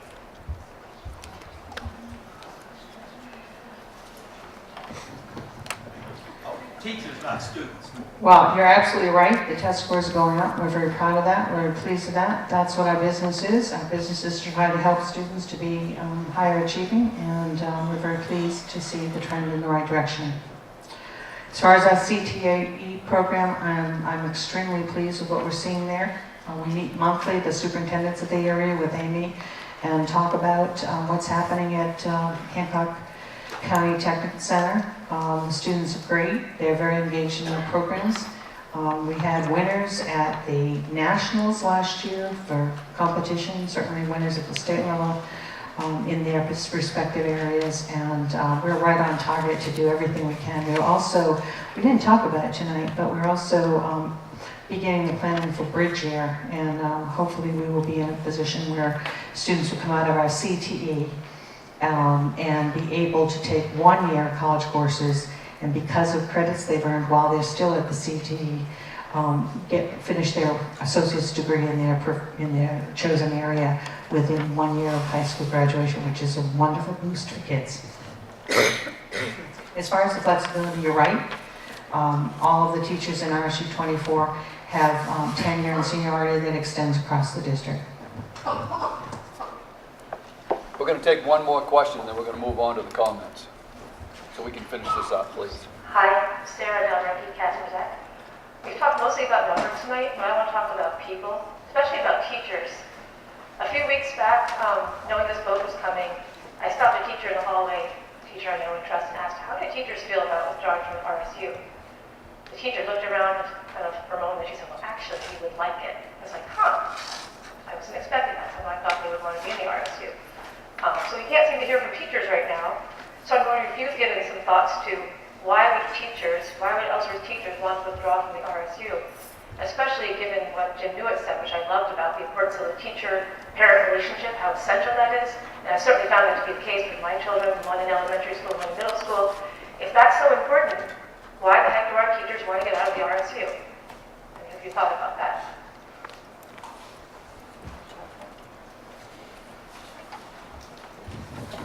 Some of you had an opportunity on your way in tonight to pick up some survey data that was at the table. That actually is a survey that was conducted by the board subcommittee on strategic planning. We're in the process of looking at a strategic planning process where we will be gathering more input from staff and from parents about the future of our schools and what we'd like to see. So last spring, the strategic planning committee decided to collect some baseline data, and they actually did a survey of staff and a survey of students. And we've used that data to help us in the planning and strategic planning. In fact, our administrative team spent a couple days this summer looking at that data and also reviewing programs and successes and problems and issues that we needed to work on in the district. So I have shared that with you in the back. So as of last spring, when we collected that data, I think you'll find that the data is pretty positive. That's not to say with more than 500 employees, we don't have some employees who are dissatisfied in one way or another. That certainly happens, and we don't want that to be, but that's probably a pretty realistic distribution.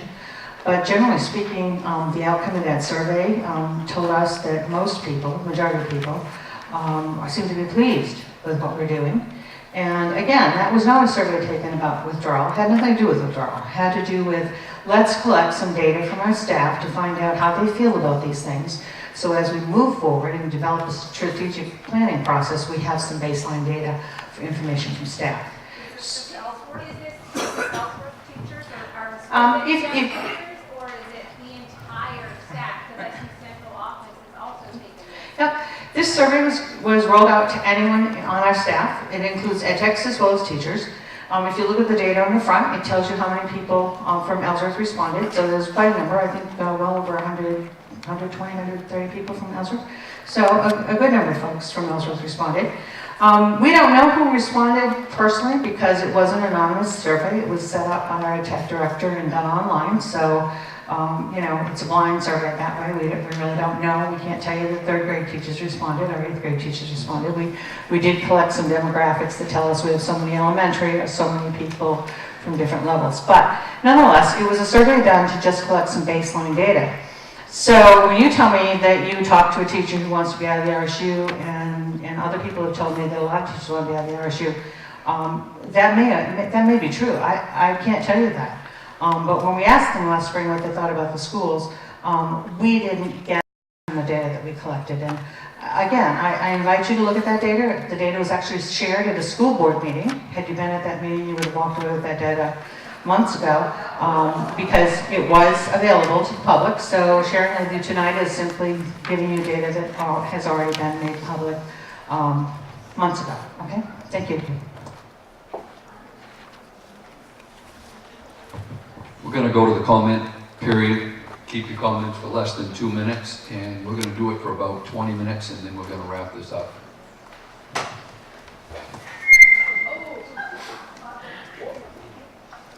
Hi, I'm Lisa Keene. I have a daughter here. I'm actually reading a letter that was written incidentally by one of the teachers, and she asked me to read this anonymously. Ma'am, yes? if that teacher wants to have her comments heard, I'd like to have her stand up and do it, not have you read the letter. Then I'm not going to let you read the letter, because this is, I want your feelings, ma'am. No. No. Okay, what I can summarize is that I also agree with her in many ways, and that although all 12 communities are very important to us, we all agree that everybody is equally important. A lot of decisions are made and that we must compromise in the best interest of 12 communities.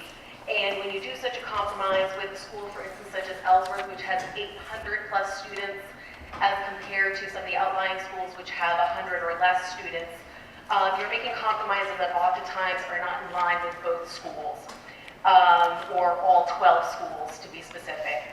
Like I was saying, I agree with her. We love all the communities. We think it's important to all brainstorm together. However, it is difficult to say that what is truly best for our children is the same thing in all 12 communities. Thank you. Jim? Down here? Okay. Work your way to the front, Jim. John, ma'am. First, Mike, I'd like to have a lot of respect for you and for the board for putting the time in. I sat here through 50 minutes of RSU comments of what you think is going good, and I wrote down 3 questions, and I'm a little bit, but I don't get a chance to ask.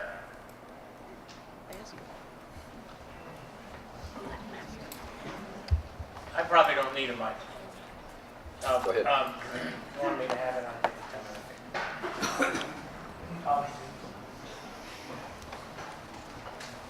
My name is Jim Pendergast, and I'm more of a meat and potato guy. You know, this these numbers, they're just flying over all of our heads out here.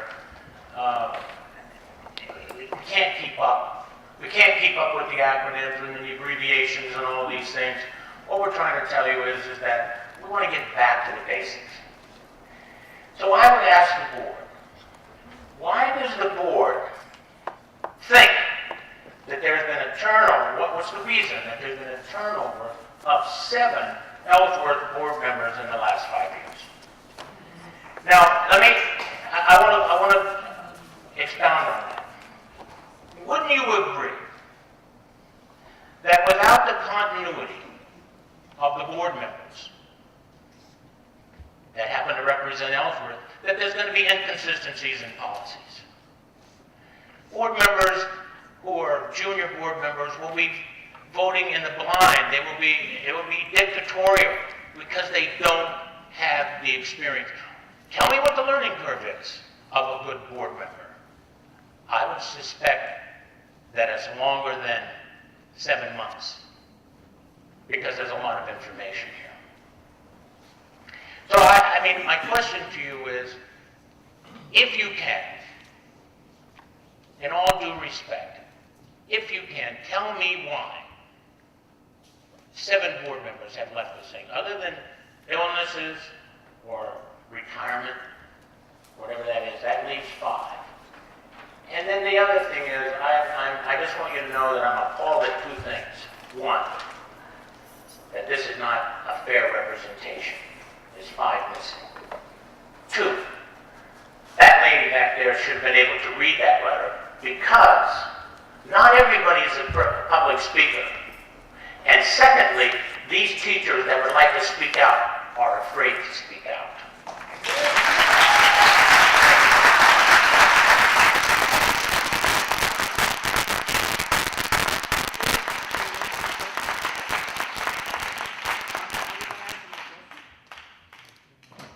Before you go to it, this is the comment section, sir. If you want to wait, I'll answer it when we get done. Okay, is this on? Okay.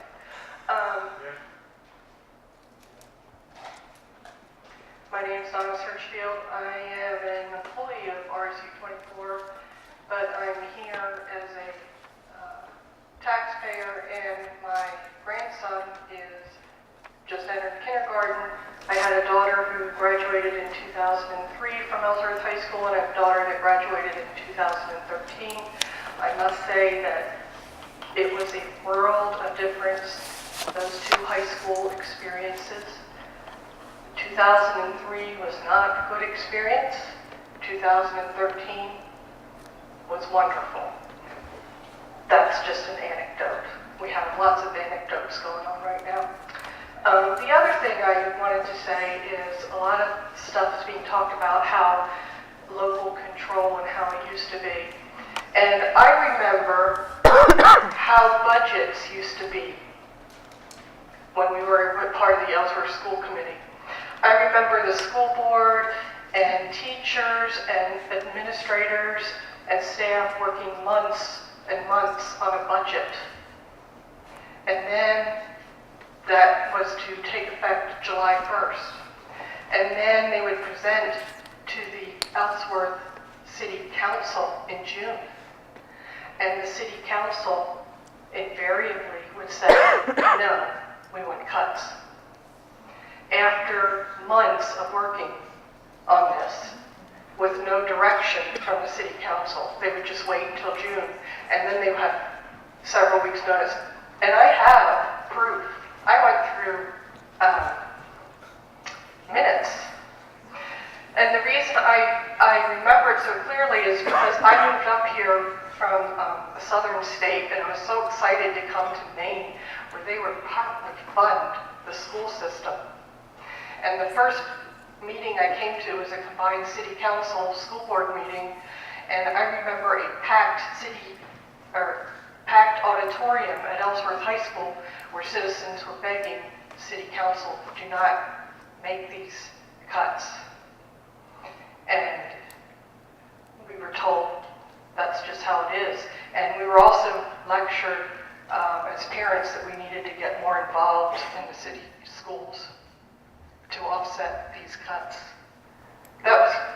RSU, that was 2000.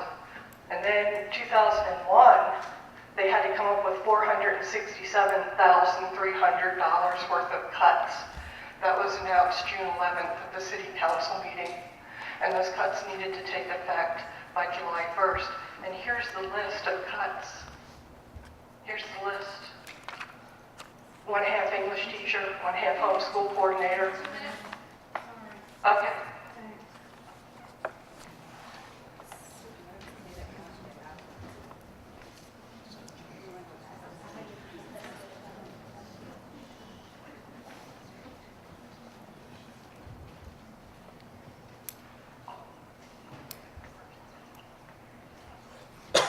Hi, my name is Jennifer Lagasse. I am here as a parent, but I also work here at the Ellsworth Middle School. When you mentioned that the RSU has helped create the scores, when I think of my son's school, the NWEA scores going up, I don't think of it as the RSU has caused his scores to go up. I think of his hard work. I think of his former teachers. I think of his other teacher that he just had last year. Statistically, he should be, when I look at the graphs, you've all seen the graphs, he should be low because I'm a single parent. I'm figuratively poor, but actually he's above because he's worked hard. He's had great teachers who happen to be here. So I don't look at it as, oh, the RSU has caused my son's scores to go up. It's the teachers. It's what the teachers have done. It's what the ed techs have done. It's the hard work and dedication that the staff has done and what the students have done. It's not the RSU. I don't think we think of it as the RSU. We think of it as Ellsworth, the staff, the students, the parents. It's what we do together as a whole. Just to respond to that, the teachers are the RSU.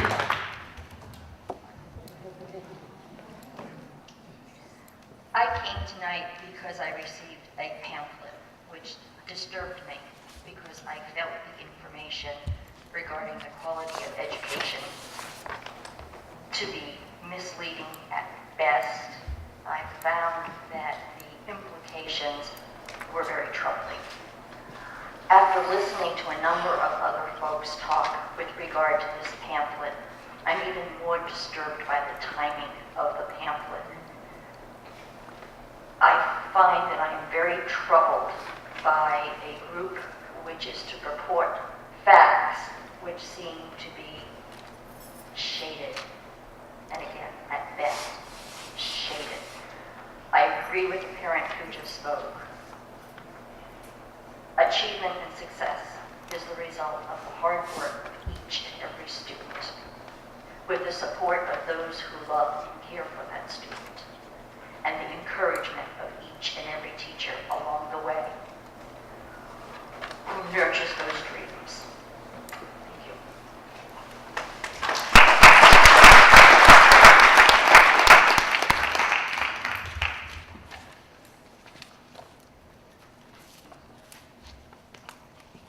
Hi, I'm Pam Perkins. I serve on the City Council. I've been on the City Council for the past 6 years, so I just wanted to comment a little bit about the budget process and the switch between what we do now versus what we had done previously.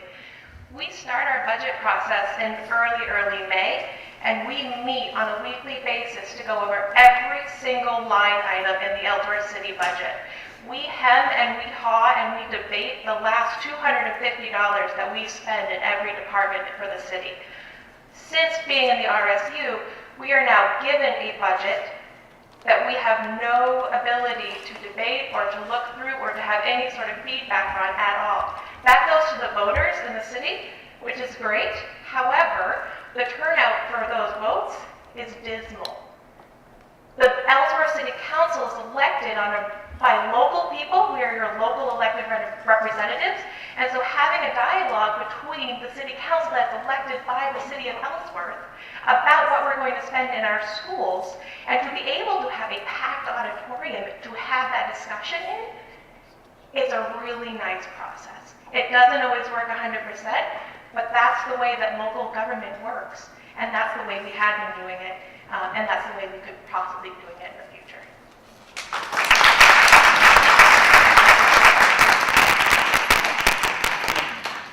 Down back, please.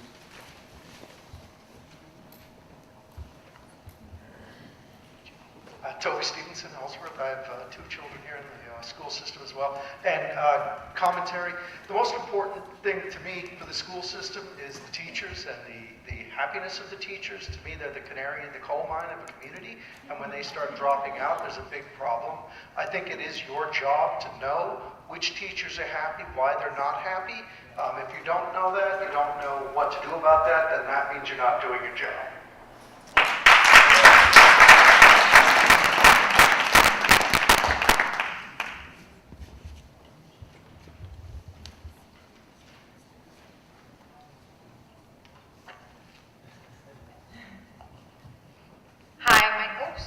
My name is Kirsten Jester, and I'm a teacher here in Ellsworth, and I started out as a teacher in Hancock 8 years ago now, so it was before the RSU. And then I moved to Ellsworth while we were in the RSU. So I can't, to be honest with you, comment, except as a parent, how things were before the RSU, but I'm talking now as a teacher. And in this gentleman's, and the reason why I'm commenting is for this gentleman, what he said before the teachers could move fluidly across the RSU. And while I would say that maybe I was able to get my interview here because I worked at a school within the RSU, that did not guarantee me having a position here in the RSU.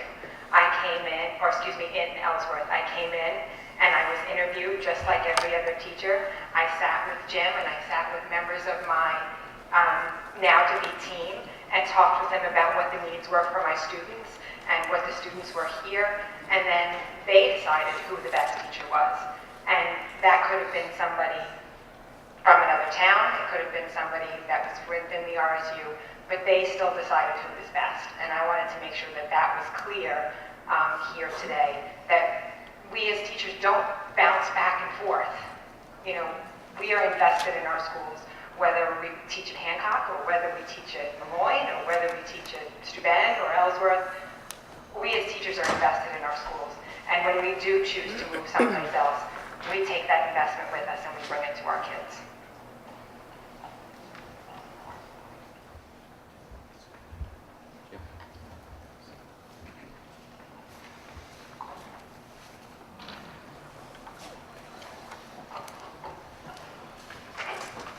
I'm Nick Gray. I've been on the school board here in Ellsworth. I had been for, I'm not sure, 16 or 17 years. But I'm one of the reasons there's an empty place up there tonight. And the reason I did the things the way I did is I wanted to give the city a time to appoint somebody to fill in the hole and then to get their name on the ballot this September or November. That didn't happen. There's one person on the ballot, there's 2 seats. I'm appalled.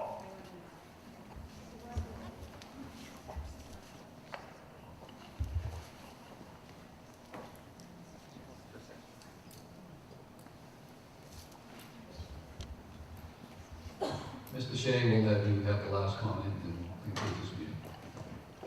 Good, thank you. I'd like to first of all thank the 4 building administrators for their presentations tonight. I found them very informative, and it was certainly gratifying to learn that 4 administrators in our school buildings are enthusiastic about their mission as these 4 people showed tonight. I found that very pleasing. There's a comment about conflicts between school budgets, school boards and city council. I helped prepare 18 school budgets that were submitted to the city council, and none of them were ever reduced by the city council, not once, so it can be done.